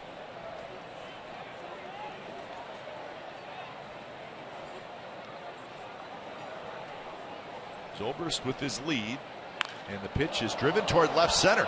Trout on the move. Trout still on the move. He's not going to get it. It bounces off the wall. Zobrist comes in to score, and Muncy comes through with a 2-out run-scoring double.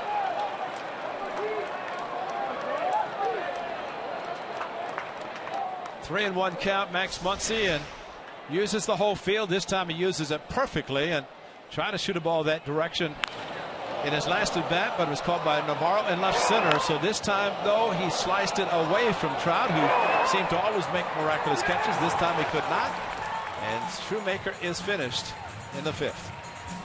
So when it's time for Change Things, Speedy Oil Change and Tune Up, your oil change, tune up, and repair experts.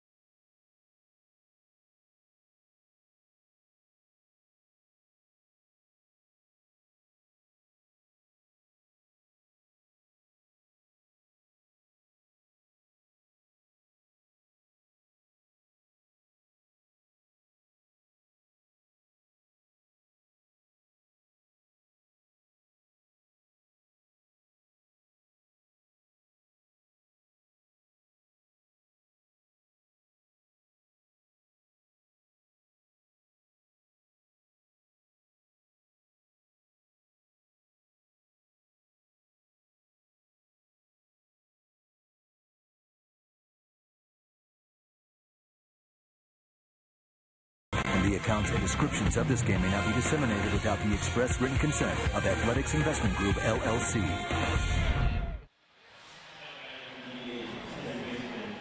So Matt Shoemaker not happy. As he wanted to get through 6, couldn't do it. Gave up the double to Muncy that knocked in a run. So 5 2/3.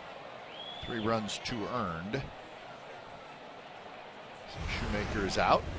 Jose Alvarez comes in. He was the winning pitcher on Friday night. Just 1 inning and just came back and he got the win. So here he faces Sogard. Well, that was a huge 2-out hit by Max Muncy, and especially go opposite field. And we have seen Muncy come close to hitting home runs in right field when he's pulled the ball, as he did in Oakland against the Rangers in a night game. It stopped at the wall. But he uses the whole field, and that's always special to see. And there's a base hit up the middle. Muncy is going to come around. Muncy's going to score. Sogard with the 2-out hit. And the A's lead 4-1.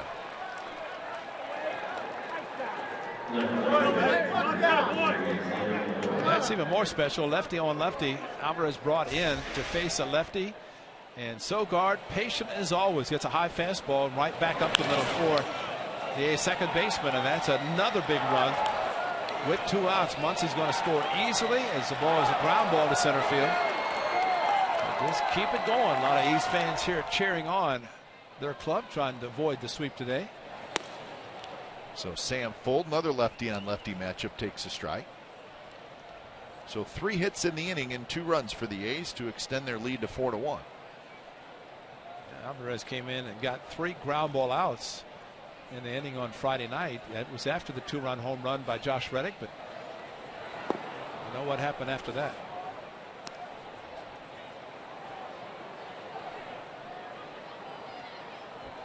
So 4 runs charged to Shoemaker, 3 earned.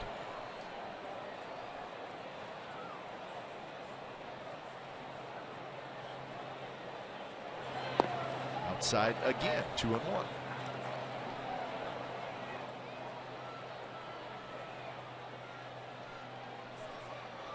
So 7 hits now for the Athletics. They've out-hit the Angels 7-2.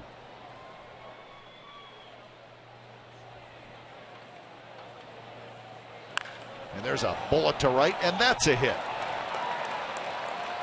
And Calhoun gets it in quickly. Sogard stops at second. So 4 hits in the inning. Well, lefty on lefty again. Sam Fuld jumping all over a pitch that Calhoun does a good job. Sogard just going to be happy to get to second base, not test the arm of Calhoun, which is very strong. But Sam Fuld, his first hit of the day against the lefty.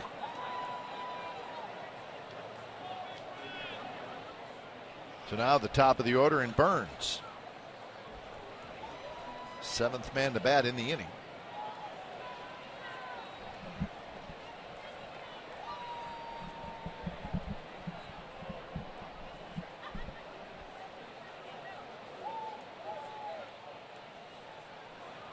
So Burns with 1 hit so far today. He's 1 for 3.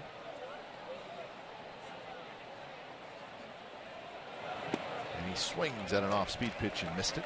So he was ready to go on that first pitch, as always.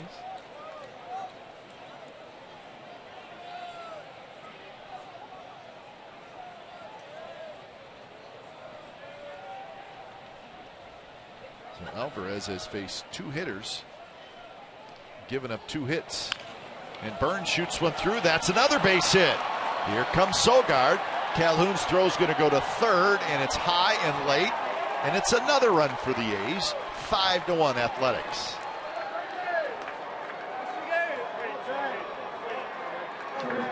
Billy Burns, another multi-hit game. This time going opposite field. This time driving in a run. So again, successful inning for the Athletics, all coming after 2 outs.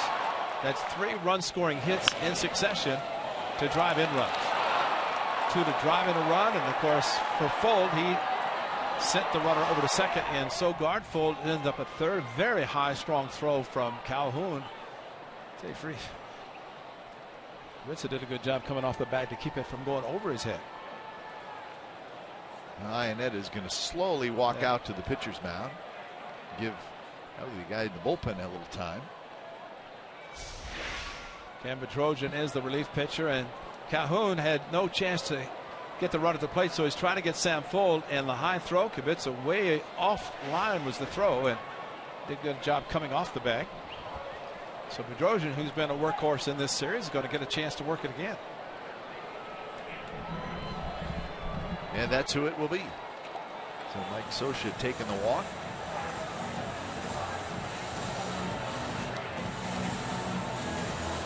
So tough outing for Jose Alvarez. He faces 3 hitters. They all get hits. So Bedrosian coming in. The A's have scored 3 times.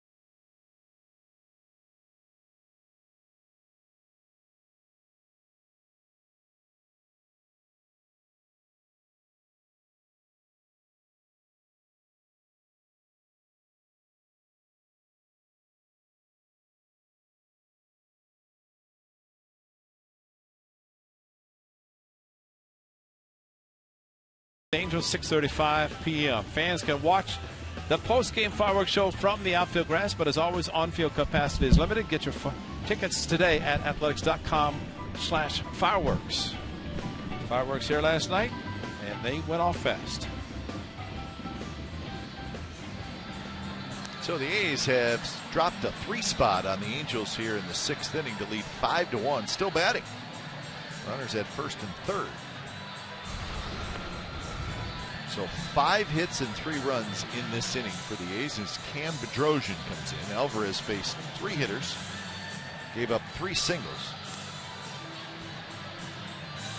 So he is out, and Bedrosian has, I believe, finished his warm-up tosses.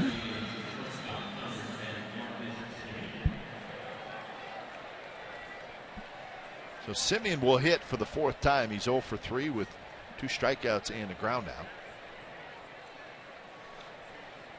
Bob Melvin, of course, always talks about adding on, and we've talked about it, Kipe, and the A's run in the 2nd, and run in the 3rd, and now 3 big ones in this inning to give Sonny Gray a little breathing room. Maybe his 3 strikeouts at the end of the 5th inning kind of set the stage for this explosion by the Athletics offense.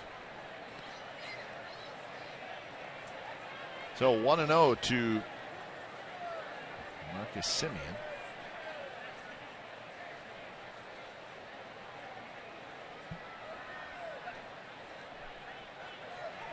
Fuld is the runner at 3rd, and Burns at first. Swing and a miss. Looked like Semien pulled off that one quite a bit.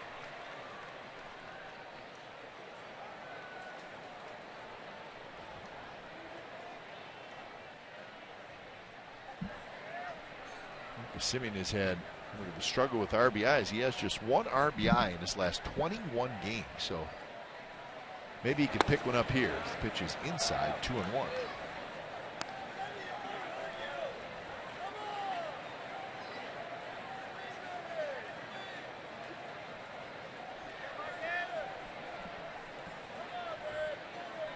So Bedrosian, 3rd pitcher this inning.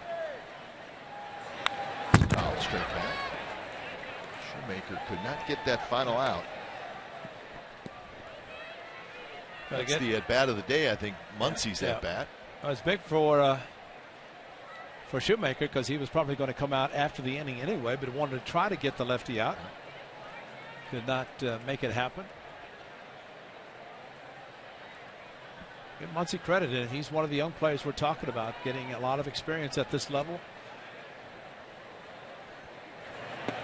And a big curveball, and Semien strikes out for the third time. But the A's get 3 runs on 5 hits, so it's now 5-1 Athletics after 5.5.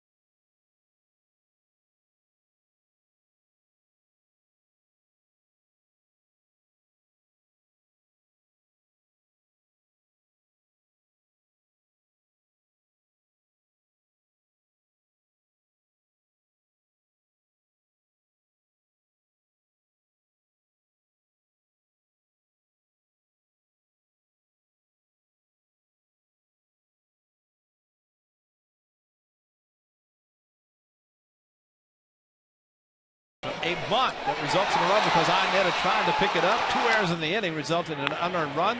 And then this ball with Reddick lofted again to left center. Nobody could see it. A run scored. This is the biggest at bat. Muncy left center field against Shoemaker. That would plate 1 run, and then Sogard another base hit up the middle. How about 3 runs in the inning with Burns finishing it off with a base hit to right field, scoring Sogard. So the A's coming up with 3 big runs in the 6th inning, giving Sonny Gray a 5-1 lead. Find out what's possible with AT&T. Call 1-800-PICK-ATT, mobilizing your world.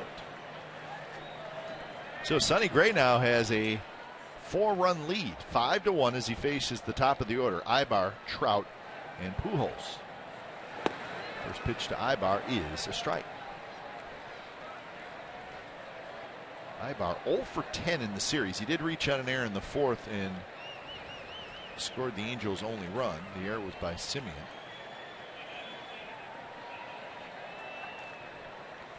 Sonny Gray, no walks, 7 strikeouts, and 66 pitches. So pitch count's in decent shape for Sonny Gray.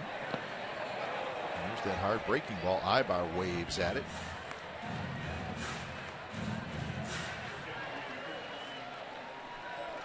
Six ground ball outs, a couple of fly outs, and the 7 strikeouts. So that's a pretty good day for Sonny Gray so far.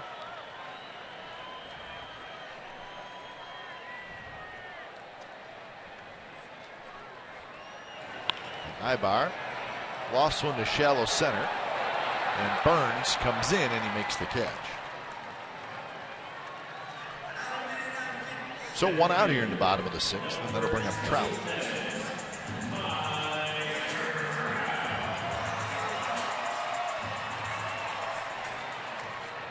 Just a couple of hits for the Angels so far. Pujols with the single in the 4th. That knocked in a run, and Freeze with the single in the 4th. But that's it.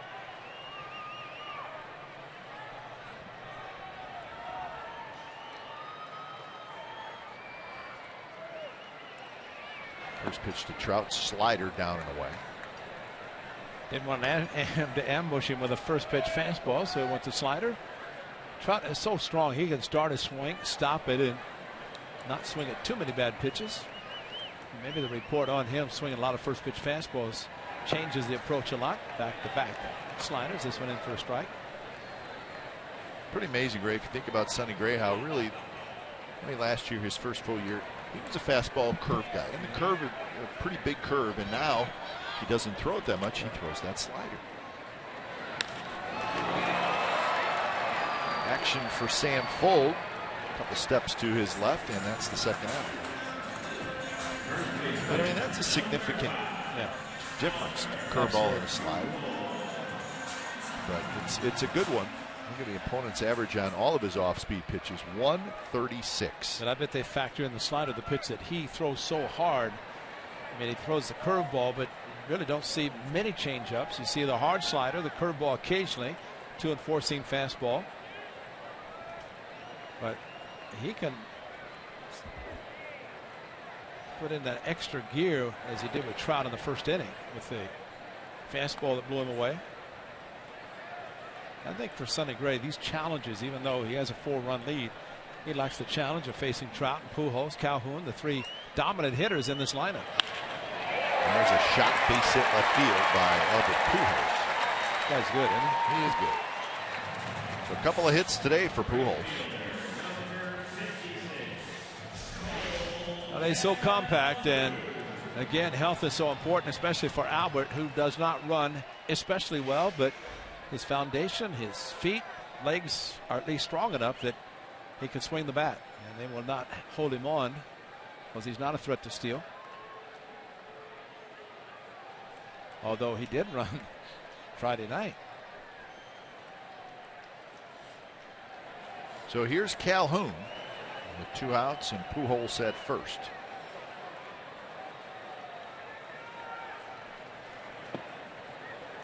You know, if they give him second, they let him get too big of a lead, he could walk to second. And Mike Scioscia, as we have seen over the years, not opposed to having his base runners, although Trout not in the category of somebody who is a threat to steal. But put him in scoring position, easier to score on a single, obviously.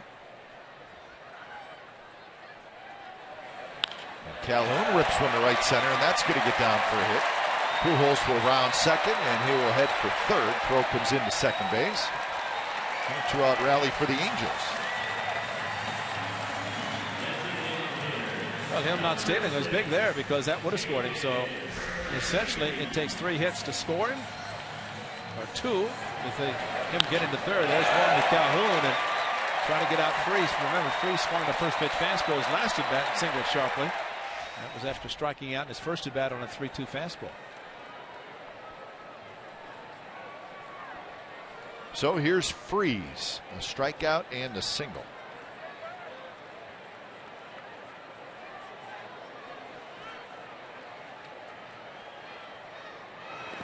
And pitch outside, blocked by Vogt. So Sonny's going to have to work a little bit to get out of this inning. And also, Stephen Vogt has to work on the hard slider. Did a good job blocking that one, and that is important because of this situation, first and third, with Pujols getting to third.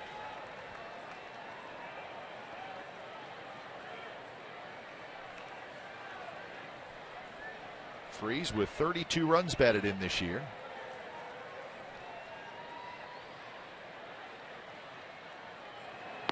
There's a fastball for a strike, 95 miles an hour.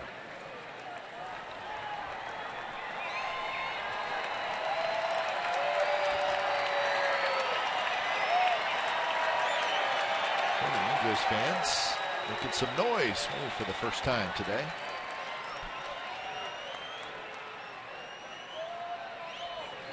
Freese checked his swing. He did not go very close.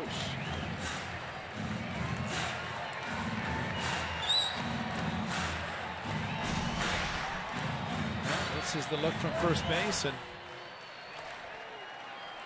Scott Berry said no, and he's right. Giovatella would be next, but there are 2 outs.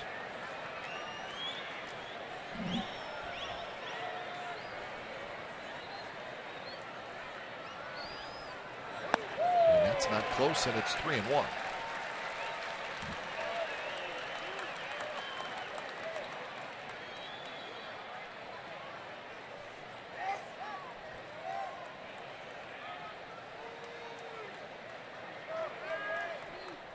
So after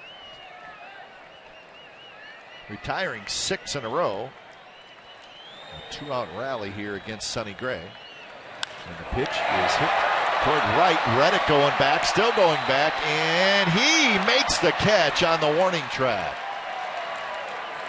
So Freese put a charge into it into the right field corner, but Reddick with a nice play, side retired. 5-1, A's lead as we go to the 7th.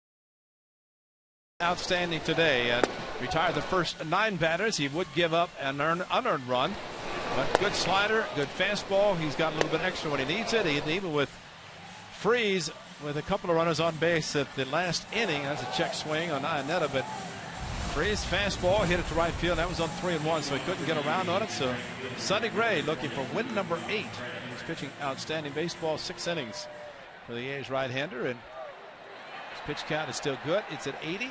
He's got another couple in him. Let's hope.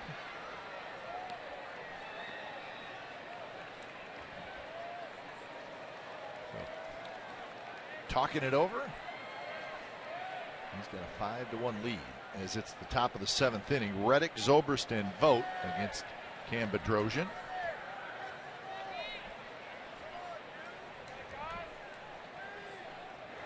First pitch is a strike on the outside corner.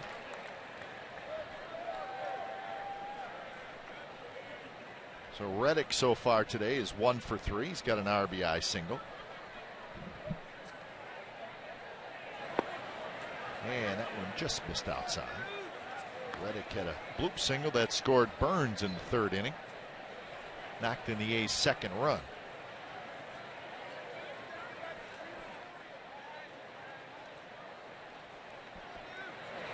There's a line drive to left center field, a base hit. Nice job of hitting by Reddick, so he's 2 for 4. How often have we seen him do that, to where the shift and they pitch him out there and he goes so well, stayed inside, got the breaking ball, stayed inside perfectly. So his 2 hits, 1 driving and a run, was the bloop base hit to left center. That was with 2 outs, and this time a line drive to left center. So Zobrist steps in. Zobrist has 2 hits today. He's got a single, a double, and a couple of runs scored. And he takes high.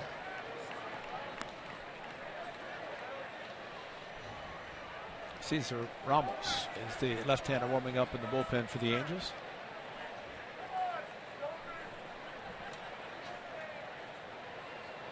Outfield pretty much straight away for Zobrist. And he takes a fastball for a strike from Cam Bedrosian, son of the former Cy Young Award winner Steve Bedrosian. His dad won that Cy Young with the Phillies as a closer. He had a beer too. Yes, he did. Good pitch there, 94 miles an hour. Angels are very high on Bedrosian. They think he's going to be a good pitcher for them. In the big leagues last year a little bit, up and down this year from the minor leagues to the big leagues.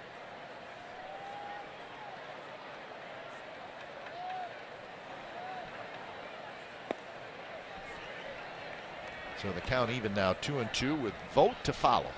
I think you always hear about players today who have had fathers who have played the game. They always talk about walking in a clubhouse. What's the big deal? I've been there many times, and that's what they're allowed to do or able to do as children of major league players. Zobrist, pitch up and away, fouls it to the screen. Someone asked me today how I felt whenever I stepped into Yankee Stadium for the first time. I went, oh.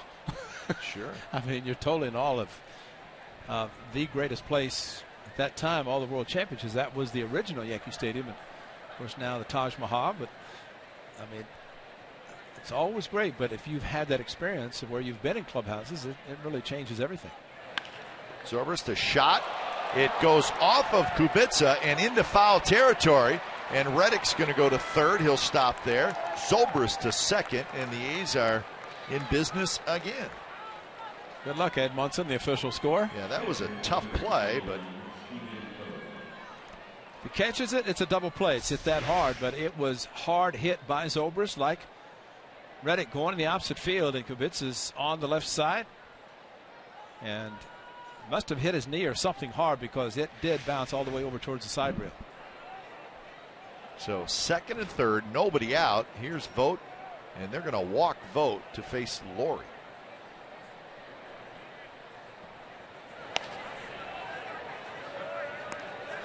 They doubled him. So, all right, Zobrist gets credited with a hit. Stephen Vogt has to be feeling good about himself in this, as he's been intentionally walked, and of course he would love to have the opportunity to drive in runs, but the way he has struggled, and maybe see if the bullpen gets active. Actually, they're active, whether they're going to be brought in or not.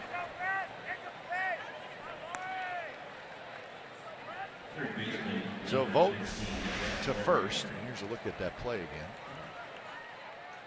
Hit his body hard someplace because it went all the way into foul territory near the side rail, and Ed Munson is the official score. Took a little while to look at the replay and decided to give Zobrist actually what would be a double, since he ended up at second, and on the third is Reddick. So the bases are loaded and nobody out for Laurie. First pitch to Laurie is a strike. Laurie has reached on an air, singled, and struck out so far.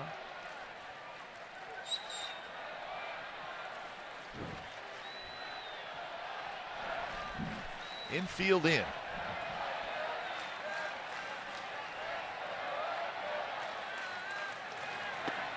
And Laurie watches that big breaking ball and stays outside.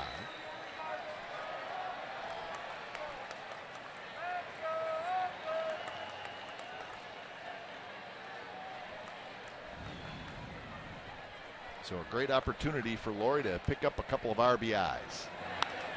Shoots that one foul into the upper deck. He's got 25 runs batted in so far this year. 3 pitches, everything hard.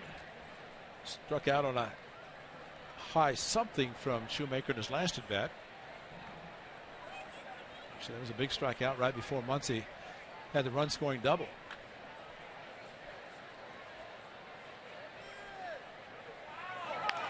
On the ground is short. Ibar juggles, still comes home, and not in time. Reddick beat it. And another run for the A's. It's now 6-1. Now Mike Scioscia coming out. They may challenge this one, and he's up on the step. Of course, probably upset that Ibar might have had a double play. And a fielder choice E6, which not going to give him an RBI, and Scioscia's got his bullpen, no challenge. It's a close play at the plate, and it was a force, and even though Ibar bobbled the ball, got rid of it quickly. Iannetta stretches as much as possible, but Angel Hernandez right on top of it, watching as Reddick crossed the plate, and the ball was caught by Iannetta. And if he slides, it's probably out. So running through the bag or the plate helped him get there quicker. So another run for the A's. Still the bases loaded and nobody out. When it's time for change, think Speedy Oil Change and Tune-Up. Your oil change, tune-up, and repair experts.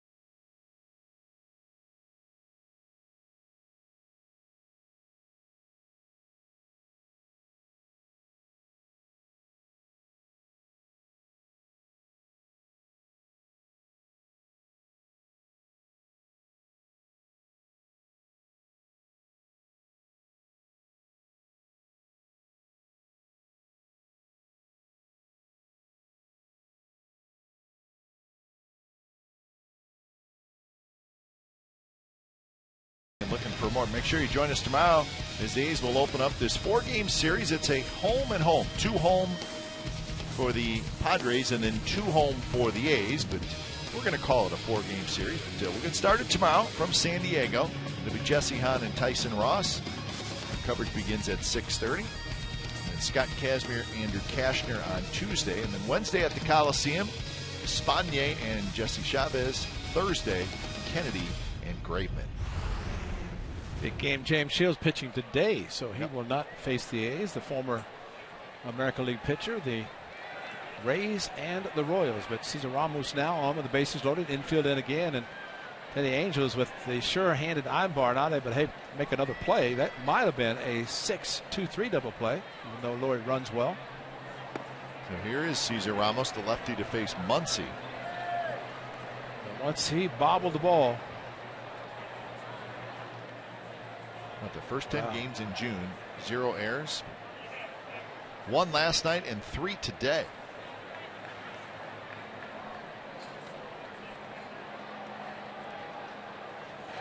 Muncy takes outside, and now it's 2-0.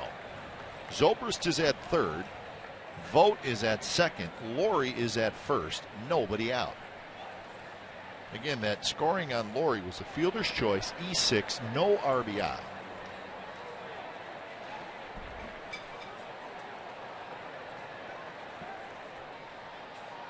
Muncy takes a fastball for a strike.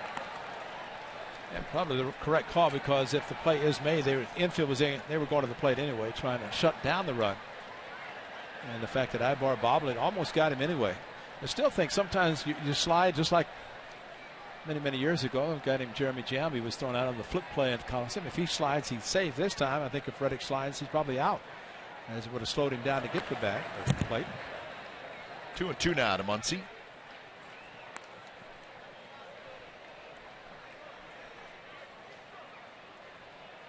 Kind of an ugly ball game for the Angels. And the A's, they're fine with that. They're trying to just get 1 win in this series.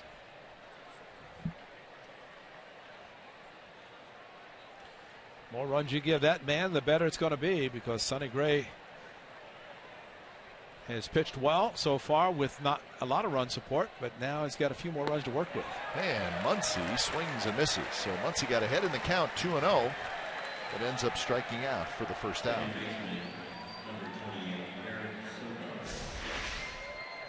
Well, breaking ball, hard thrown by the left-hander. And the infield will play back for a possible double play, or at least a ground ball for 2.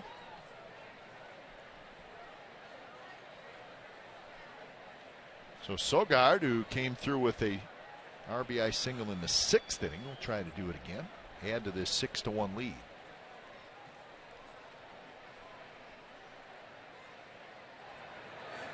First pitch is down and away. No, called a strike.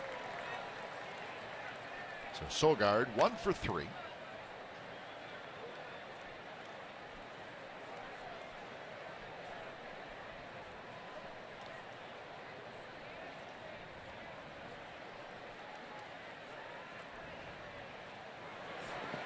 In the dirt, nice block by Iannetta. Nice block by Iannetta and Hernandez. See if it gets a little bit of Angel Hernandez. No, actually, Sogard. Hey, bases loaded, nobody out, or bases loaded, 1 out. You'll take all the help you can get if you're the catcher. Team going to the College World Series because of an umpire blocked a wild pitch in the bottom of the 9th inning in a tie game. Went through the catcher, hit the umpire, and then trying to think, it's Virginia and who's a team from down Super here? Regional? Yeah, who's a team from down here? Cal State.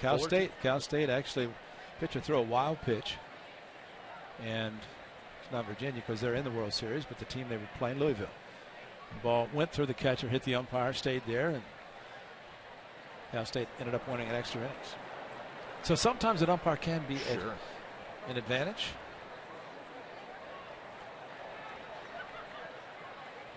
One and one the count to Sogard. 2 hits, a walk, and an error so far in the inning. And there's a line drive down the right field line. 1 run scores. 2 runs score. Laurie to third. He'll stop there, and Sogard has a 2-run double, and the A's have busted it open. It's now 8-1.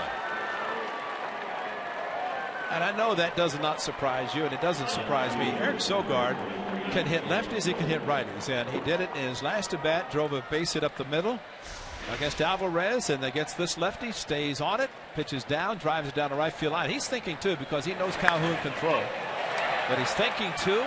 Gets into second base, but the important thing, he drives in 2 runs, and the A's adding on in the 7th inning. So last inning and this inning, 2 big ones for the Athletics, 3 in each so far. Sogard is good, and good news, when he felt on his left wrist, he had to miss a couple of games, but he is back just as strong. Ramos, first pitch to Fold is up and in. Sam Fold is 1 for 3. So 12 hits now for the Athletics. They've out-hit the Angels 12-4.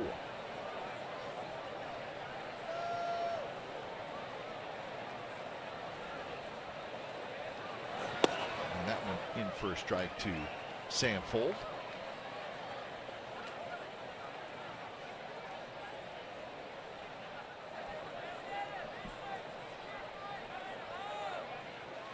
Sam Fold's base hit was last inning.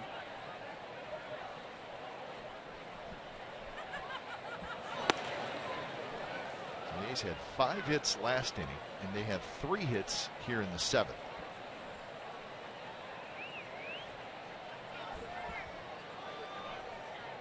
Cesar Ramos is the 4th pitcher of the afternoon, and none of them have been very good today.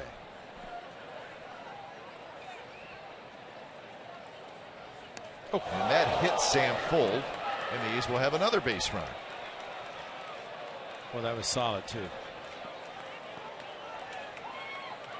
Tom Weller's going to check on him, so is Bob Melvin and Walt Horn. That was a solid hit.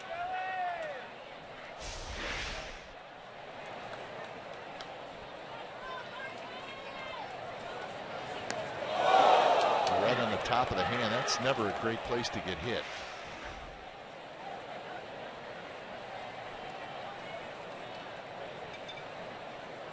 So they're checking on Sam Fold.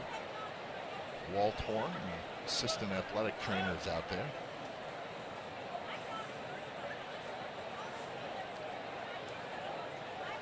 You can just picture your hand wrapped around a bat and firmly wrapped around it, and then you get hit on the top, and there's no give. The small bones in the back of the hand. Don Baylor, when he was in Colorado, Jeff Bagwell, there's several guys that actually had a pad that they wore on the top of their hands. Whenever they did get hit, it would protect them. Some guys don't like to do it because, well, the batting glove protects a little bit, but that's right on the top of the hand. And that is a direct hit. And you just rub your finger over the back of your hand and feel all those small bones in the back, and you just have to wonder. Let's hope he's okay, because he stayed in the game. Doesn't affect his legs, but man, that's solid of a hit. That is tough. So here's Burns, 1 out here in the 7th, and 3 runs in. The first pitch is hit foul, right side. Well, the A's in this half inning getting plenty of opportunities with a runner at third and less than 2 outs. This is the 6th at bat by A's hitters that come to plate with a runner at third and less than 2 outs.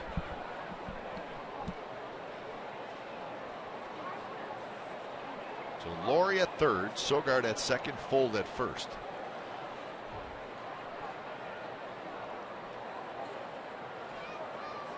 And Burns hits it toward left center. Trout in. Laurie tagging. Trout has it, and Laurie's going to bluff but stay. And Trout hits the cutoff man Albert Pujols, so that's the second out. Different point in the game, different score. Laurie may try to score. I agree 100%. I was thinking the same thing, because Laurie has the speed. Trout really doesn't throw particularly well. No, he's got an average arm. Pretty accurate. Yeah. He does charge the ball well, gets the ground balls fast, fly balls, of course, but that throw, while it did hit the cutoff man, it took it towards the third base dugout. But you're right, 9-1 versus, I guess it's 8-1. 3 in this inning, 8-1. So with 2 outs, Simeon will hit. He's looking for his first hit. He's 0 for 4 with 3 strikeouts.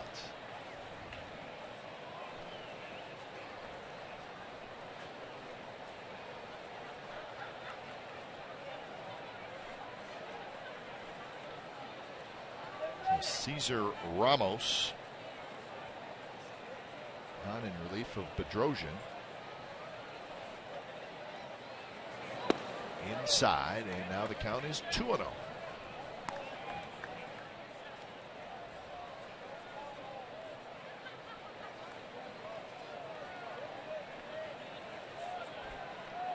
if you're going to have a long half inning, you certainly hope that it's when your team is batting, and that is the case here in the top of the 7th inning. And Simeon skies one to shallow center. Giovitella out, Trout in, and it's going to be Trout who takes charge. Everybody peels off, side retired. 3 more runs for the A's as we have reached the 7th inning stretch. It's the A's 8 and the Angels 1.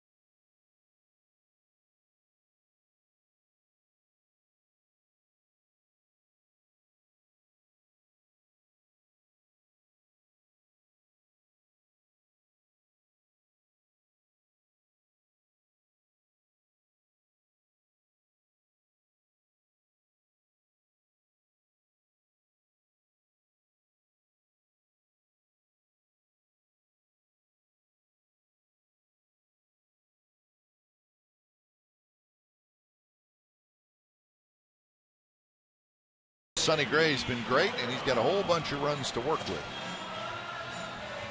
So he will take them out for the bottom of the 7th inning.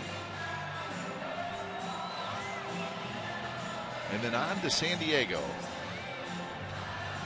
Padres are playing at home right now as well. It's the Dodgers.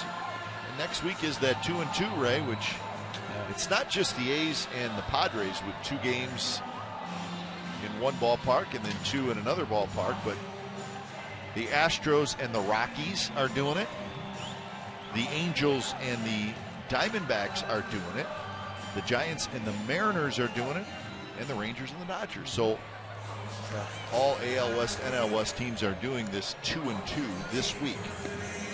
Monday, Tuesday, Wednesday, Thursday. And I think, as we've talked in this series, Mickey Morabito, the A's team director of travel, probably the best because he has a day game on Tuesday. The Diamondbacks are coming in here playing the Angels. They're going to fly out Tuesday night after the game. Fly to Arizona, and while it's relatively short trip, but it's still a night game. You're looking at, 2 or 3 in the morning by the time you get to bed. So, making a great job to get the both teams actually go in the Bay Area Tuesday following the day game against the Padres.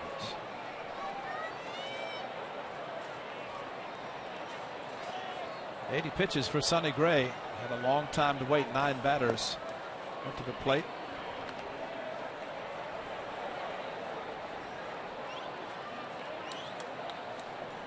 So Sonny Gray facing Johnny Giavotella, Efren Navarro, and Chris Iannetta here in the bottom of the 7th inning.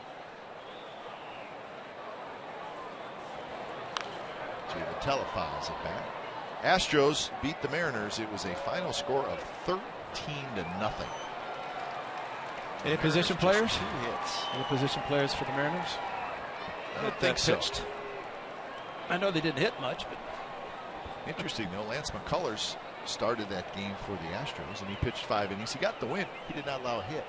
wow. But he had thrown a lot of pitches, and they took him out. Laurie is under it, and Laurie has it, and that's out. They just had the anniversary of the 6 pitchers that pitched a no-hitter at Yankee Stadium. Yeah, it was the Astros.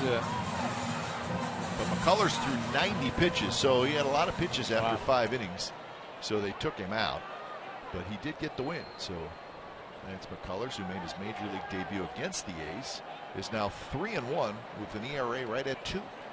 And that was supposed to be a spot start, wasn't it? Yeah, I mean, it was a spot start, all right. Right. Spotted him in the rotation. So the Astros beat the Mariners. It's kind of like Joey Gallo with the Rangers, that he was there for Beltre, and Beltre's going to come back, and he may stay because of Josh Hamilton on the same list. Yeah, absolutely. 1-1 to Efren Navarro.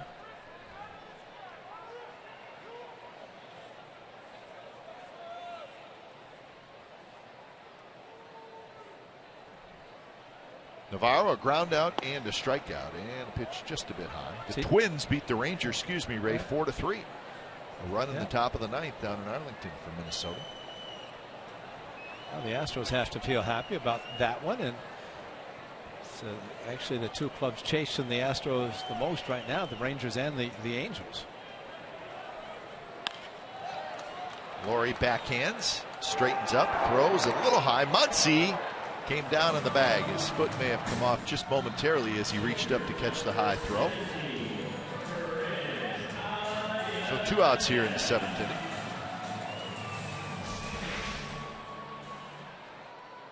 Pretty good adjustment by Muncy at first, and especially to use the bag to step up on top of the bag to reach up, bring the throw down, but keeping his foot on it.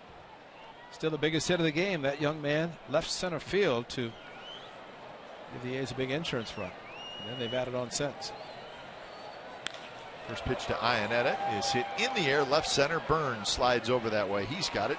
And that's a 3-up, 3-down inning for Sonny Gray. He needed just 8 pitches. 8-1 as we go to the 8th.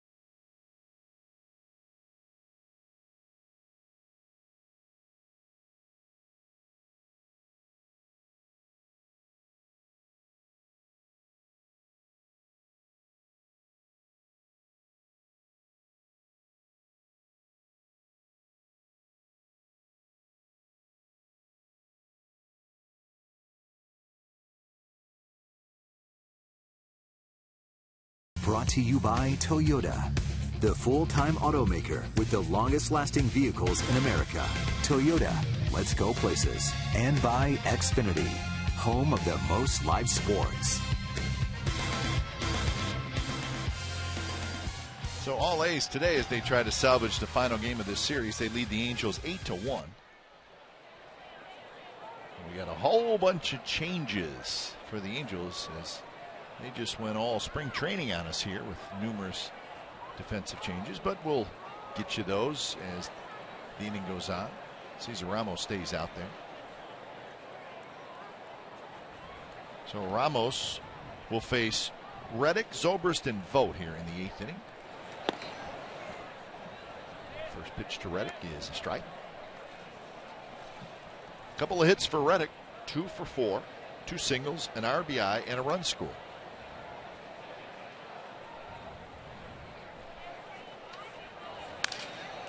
That one grounded toward Giovitella, who hustles in, grabs it, and retires Reddick for the first out.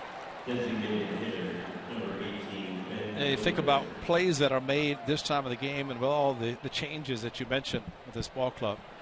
They will still go back to Giovitella making the error in the second inning. No question. It's probably a whole different ball game. Yeah. Here's your changes. You saw Joyce in left field.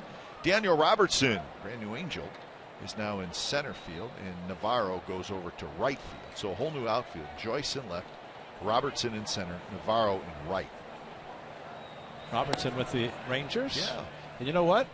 He was playing for Salt Lake City. Did he go down when C.J. Cron was sent down? Were you watching him on TV? Yeah, I was watching him on TV playing for Salt Lake.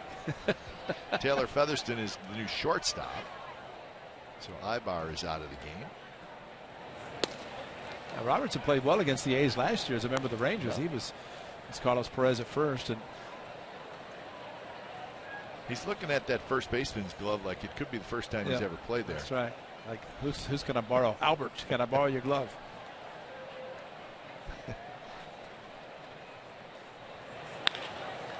Hard hit ball, knocked down by Featherston, retrieves, throws, and they got him.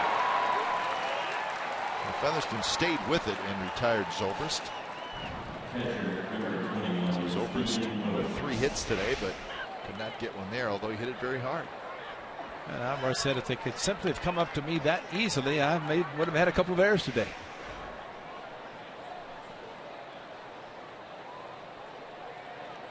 So here's Stephen Vogt, who would love to join the hit parade.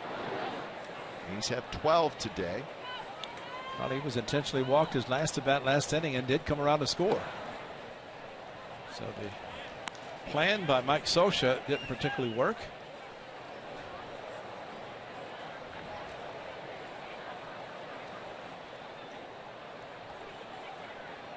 Vogt otherwise 0 for 3 with that walk. Cues that one foul.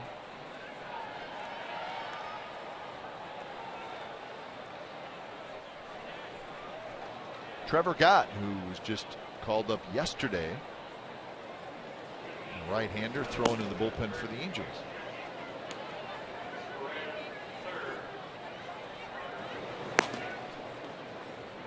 So we will see Gott more than likely in this game at some point. Breaking ball, and that is strike 3 called. So Cesar Ramos has a nice top of the 8th inning. Bottom of the 8th coming up. A's with an 8-1 lead.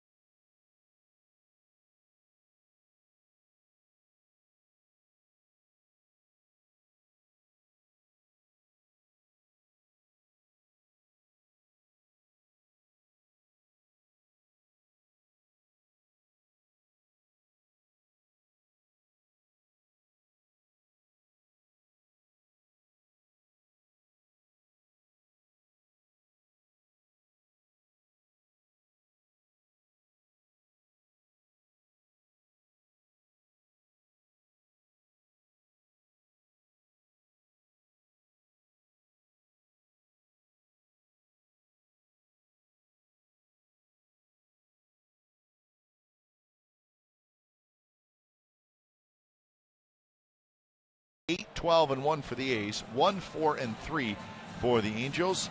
Sonny Gray is back out there for the 8th. He's already thrown 7 innings, just 88 pitches. Big day for Sogard, a couple of hits and 3 RBIs. Albert Pujols with a couple of hits, but boy, it's been all A's today. The Angels defense has really struggled today, and it's been pretty good for most of the year.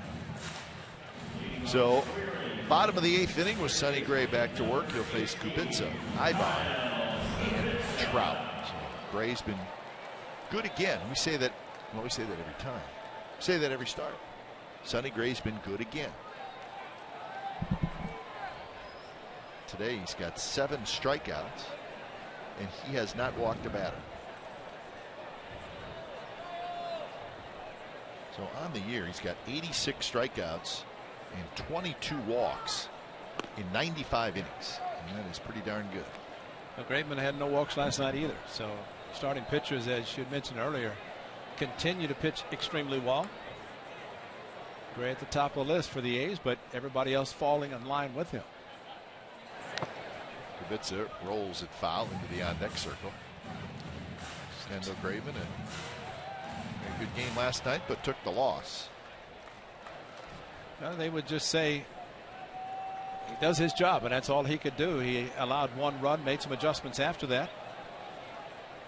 He's got Kazmir 8 innings of one-hit baseball on Thursday. That was against the Rangers.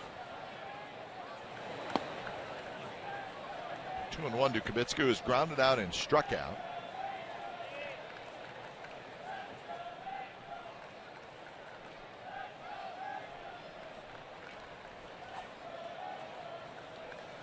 Everything is final in the American League now except this game.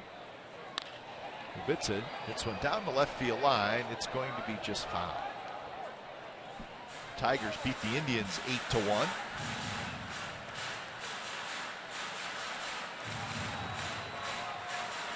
So the Tigers take 2 out of 3 at home against the Tribe.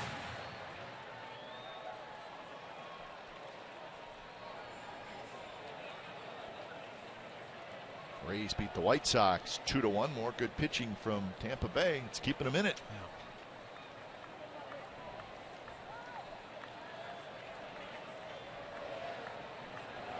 Kubica takes strike 3 called on the outside corner.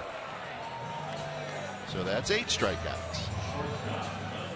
Purchase a group of 25 or more in the field level on select games, and everyone in your group will receive an A's replica batting practice pullover. For more information on available games or to book your group jersey day outing, call 510-638-GO-A's or visit athletics.com/jersey. Book those days, and that's a nice gift to get for your group. Don't need it today, though. Pull over, not necessary today. The sun has come out. It's been a beautiful day, and rare because the Friday and Saturday sun did not come out until the A's came to the park for the night games. But today it came out early. What do you call it, June what? It's June gloom. Okay. Yeah. This is what the good folks down here in Southern California explained to me this time of year. It's just it can be kind of overcast during the day and not real warm. I'm not saying it was cold. It just there's no sunshine. 71, 72. So comfortable.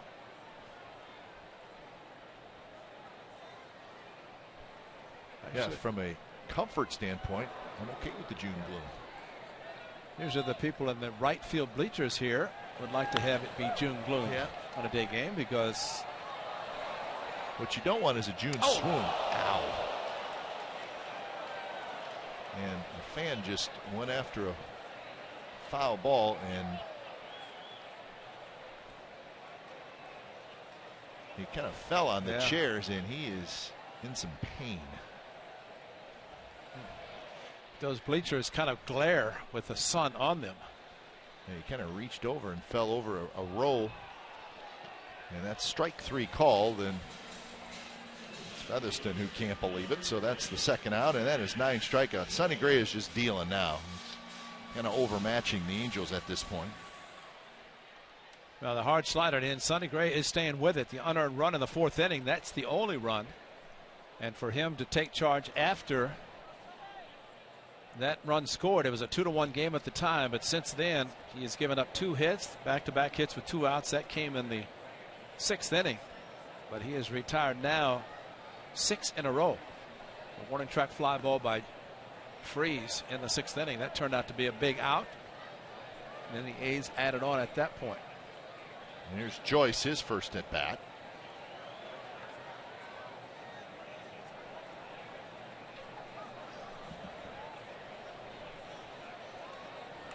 So Mike Trout is going to get the rest of the afternoon off. That may not seem like a big deal, but if you're the manager, sometimes, I know it's only a couple innings, but these guys who grind and play every day, it doesn't hurt. No, it doesn't. And you're right. Just a couple of innings, just to get off your feet, get out of the sun. And Joyce for the hit. And for Joyce, he loves it because he gets a chance to hit. So that's hit number 5 off Sonny Gray. Comes with 2 outs here in the bottom of the 8th. Good fastball down and in, 2-0 count. And Joyce, if there's ever a time to look for a pitch and let it go, that was it.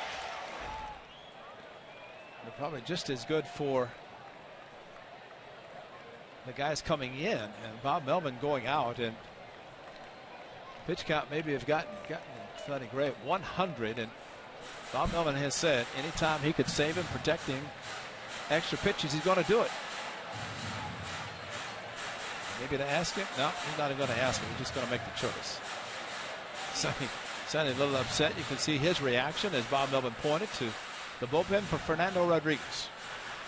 So 7 2/3 innings for Sonny Gray, and here comes Fernando Rodriguez. So Gray leaves with a comfortable 8-1 lead. When it's time for change, think Speedy Oil Change and tune up your oil change, tune up and repair experts.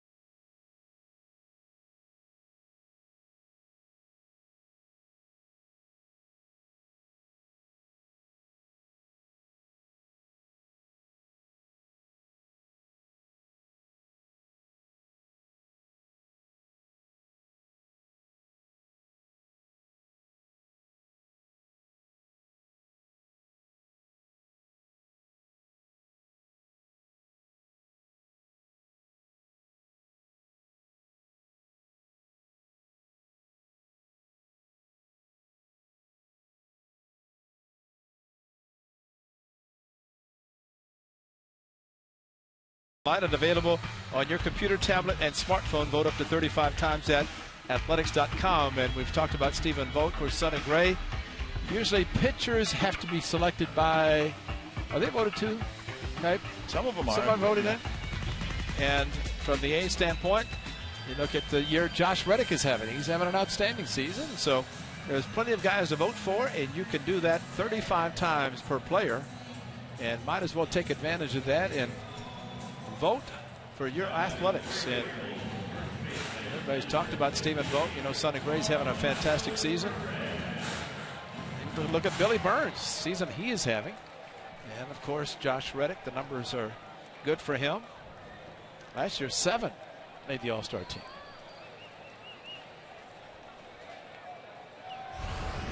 So Sonny Gray hands the baseball to Fernando Rodriguez. So he'll face Carlos Perez, his first at bat. And that fan that took the nasty tumble over a row of seats is now He's walking off, which is good. Got an ice bag on his ribs. He's got a medic with him. At least he's moving on his own. Fold grabs it.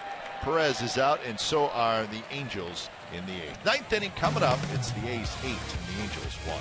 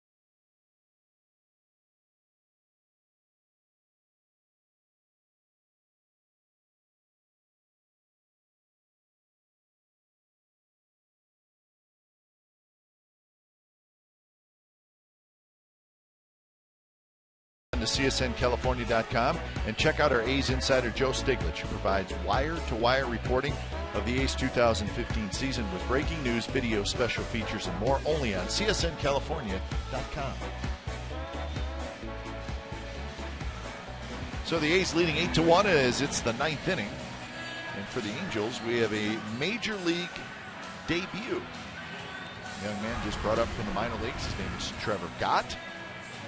And he's on a big league mound for the first time. When it's time for change, think Speedy Oil Change and Tune-Up.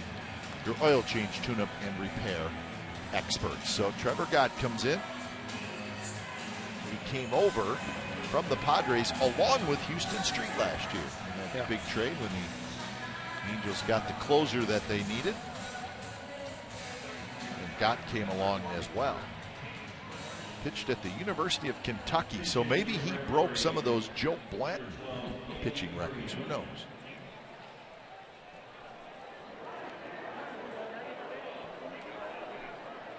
So Andy Perino is going to hit.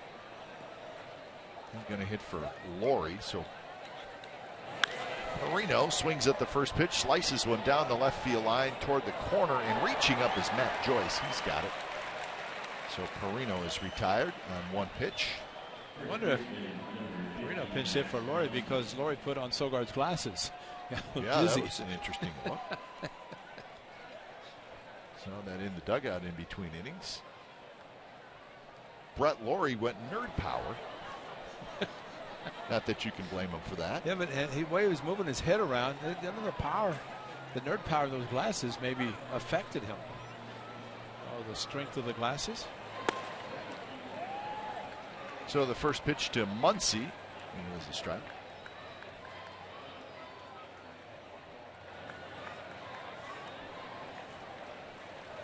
Well, the A's have a bunch of hits in this game, 12 total, but Muncy's was one of the biggest, if not the biggest. It was in the 6th inning, and it was a 2-out RBI double that gave the A's a 3-1 lead. Hits this one pretty well, but Joyce gets back. He's got it. So that's the second out. So what does Brett Laurie look like with Eric Sogard glasses?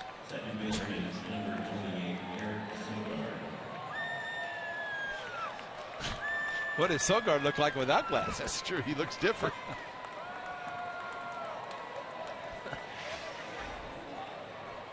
So Sogard says, I need him back because I'm hitting third this inning. So hand them over. First pitch to Sogard is a strike from Trevor Gott. Nothing better than have a little loose dugout when you have a 7-run lead. Although the A's had a big lead last Sunday too in Boston. They've had some big leads and trying to close it out. Fernando Rodriguez will try to do that. Now Clipper's warming up. He may be coming in since he needs some work.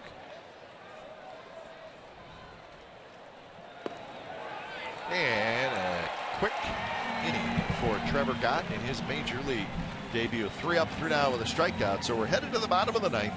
The A's with an 8-1 lead.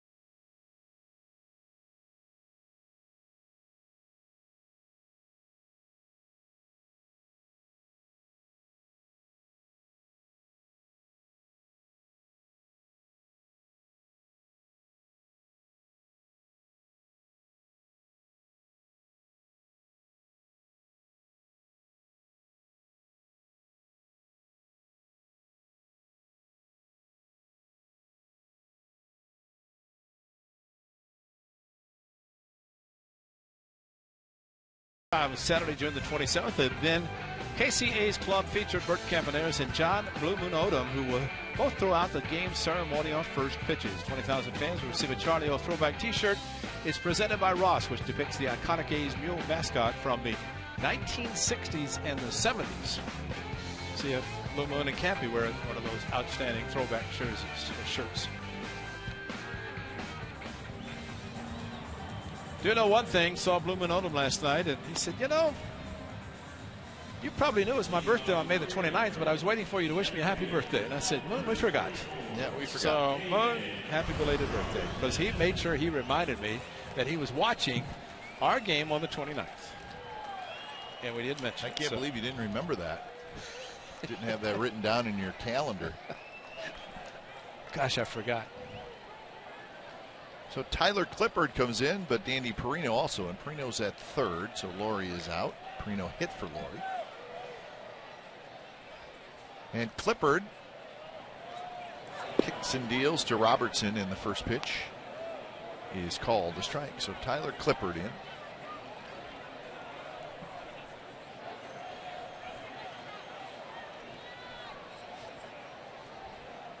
Clippard last pitched on Wednesday. So it has been a while. This one tapped toward first. Muncy, Clippard, and that's out number one.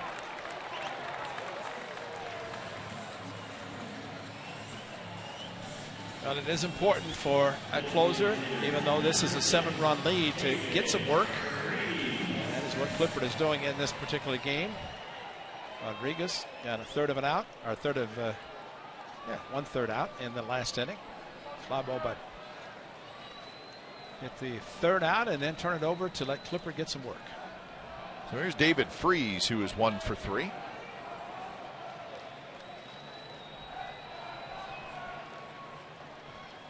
First pitch to Freese is fouled off the mask of Vogt.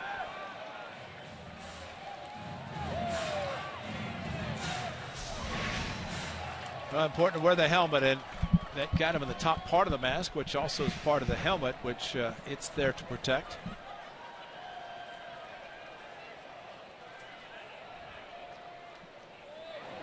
Fastball at 92 miles an hour, but well high.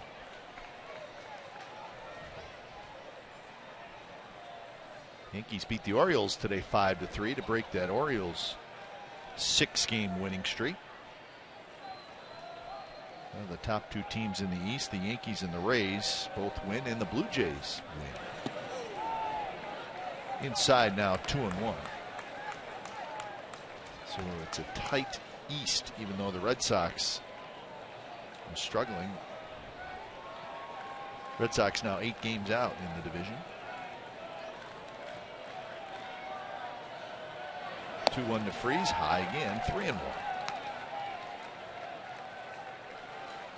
Astros won, Rangers lost, Mariners lost in the AL West.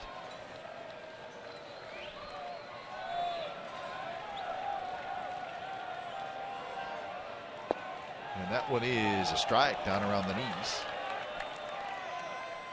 Giovatello will be next. Lower part of the strike zone, and Freeze taken all the way, and maybe a gift strike. But it is that type of game. Might as well swing. And Freeze did chase the high pitch, fouls it to the screen.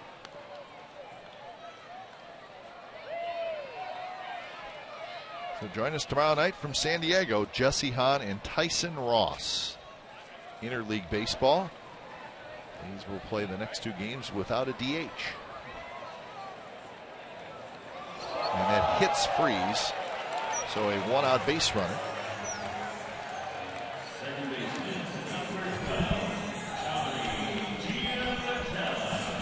And that'll bring up Giovatello.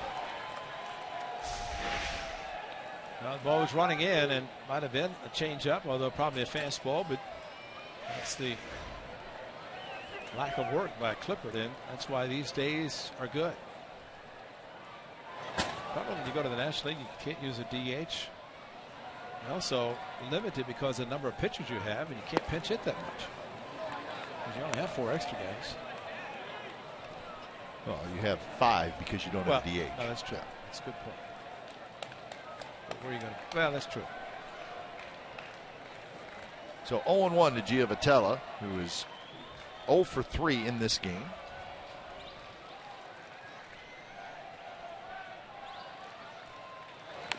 Taps this one back to Clippard. Spins, throws to second off the glove of Semien, and everybody's safe.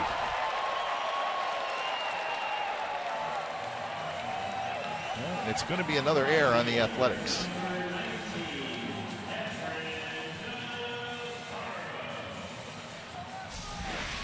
And a low throw from Clippard, and usually they have an idea who's going to be covering. He had to reach back, did Semien, and tried to backhand the ball that was in the dirt.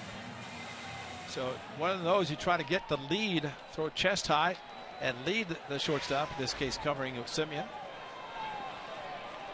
So it's an error on Semien, his second of the day. Did that ball bounce? If it bounced, you can't give a fielder an error on the ball that bounces. I couldn't tell. If it didn't, then have to try to make the play. So 2 on, 1 out. Here's Navarro.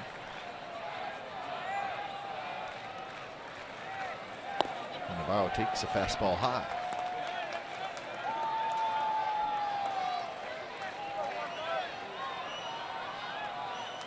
Navarro does not have a hit today. Just 5 hits total for the Angels. They got a couple of runners on here in the 9th without a hit.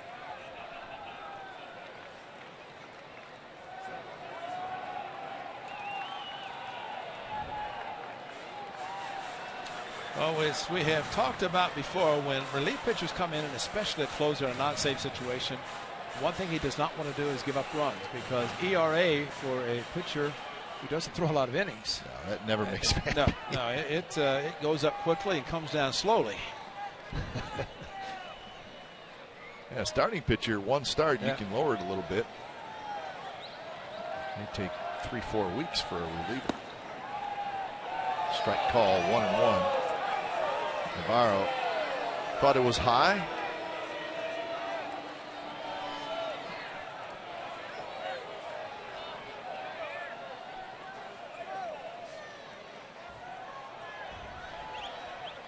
So Freeze at second. Giovatello is the runner at first. Blocked by Vogt, down and into Navarro.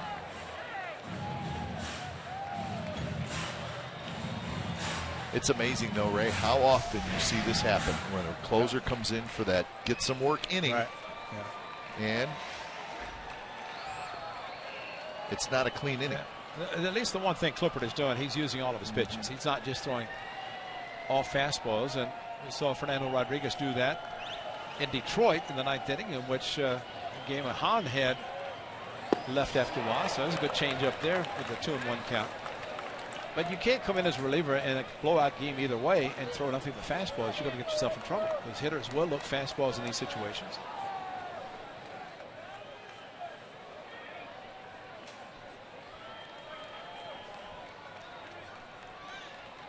So the count even 2-2 to Efren Navarro. Iannetta is the on-deck hitter. And that one's popped up. Sogard back under it, and he makes the catch. So 2 outs here in the 9th inning. A's 1 out away from win number 26. If there's a 2-1 changeup, very well thrown by Clippard, and it comes back with a fastball, and then really takes away the aggressiveness of a hitter when he's able to throw a good pitch in the case of a changeup and a fastball count.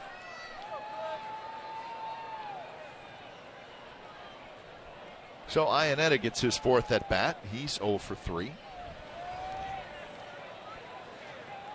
A's post-game live coming up immediately following the ball game. Trying to give the gentleman back in the studio a win to talk about. We're doing the best we can. I mean, we're playing hard. We're announcing hard up here, Ray.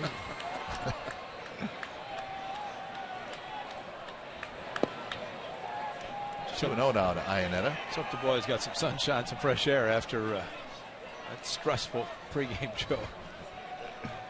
Well, we worry about Brody's health. Yeah. He takes these losses pretty hard. Yeah. Which is good. We got to tell Brody it's not an NFL season where there's only 16 games. There's 162. We're worried about it. Swinging and a miss, and the count 2-1.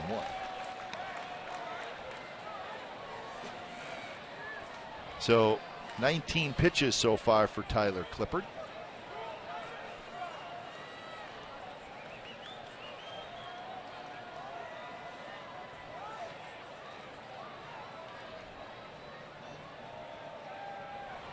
Fastball is high to make it a 3-1 count.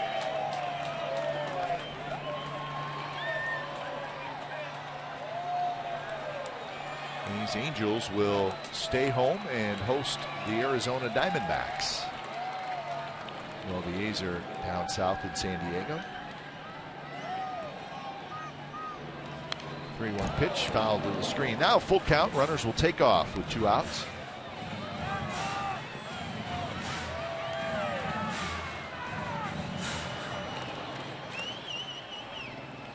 Sonny Gray 1 out away from his 8th win of the year as he went 7 2/3 innings, gave up just 1 unearned run. So his ERA is going to be even better at the end of the day. 3-2 pitch is fouled off Vogt and goes right up over the screen and into the second row of seats.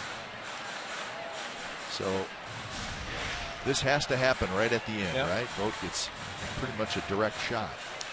You know, and sadly, Joe Mauer had a ball like that went in the stands. He hasn't caught since.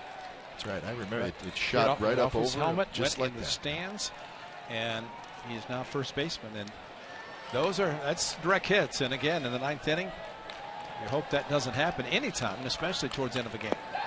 And Iannetta, pretty good at bat, takes low, and the bases are loaded. And the changeup on 3-2, and Iannetta, I'm sure familiar with Clippard, as all hitters are. Maybe not expecting a changeup on 3-2, but he got it, took it nicely. He took it like he knew it was coming. And maybe as a catcher thinking that Clippard doesn't want to give up runs, so he's not going to throw a 3-2 fastball down the middle.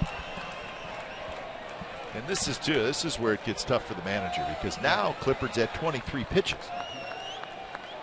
And he's still not out of the inning. And you just don't want to get somebody up to get loose. But at some point, maybe you have to start thinking about it. Clippard jumps ahead of Kubica with a swinging strike. I mean, there are 2 outs. And you have essentially a day and a half before he possibly could pitch again because of not quite the half day, but still. Will be pitching in the latter part of the game in San Diego tomorrow night, being a night game. Good take on the changeup. So the count 1-1. Kubica is 0 for 3 with 2 strikeouts.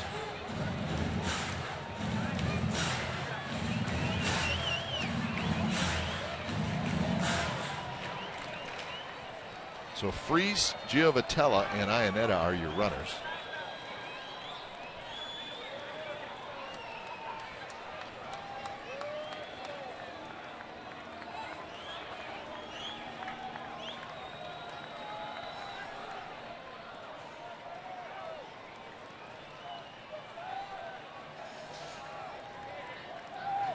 Swing and a miss. Good fastball. A little in under the hands of Kubica. This kind of helps Clippard in a sense because unlike Iannetta, who is a veteran, Kubica trying to figure him out. And swung at that first pitch changeup like he was looking fastball, and now gets a fastball 1-1. And he kind of in between, doesn't know what to look for. As Don Baylor said, go get him. The hitting coach. Sorry, he's got fastball and changeup. Flip a coin. Occasional curveball, but he's going to throw 2 pitches at you, and it's up to you to guess which one he's going to throw. So far, he has not guessed correctly.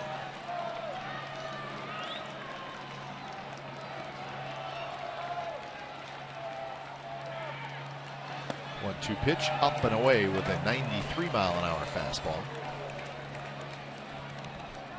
So now 27 pitches for Clippard. Now there is a little action out in the bullpen, just in case.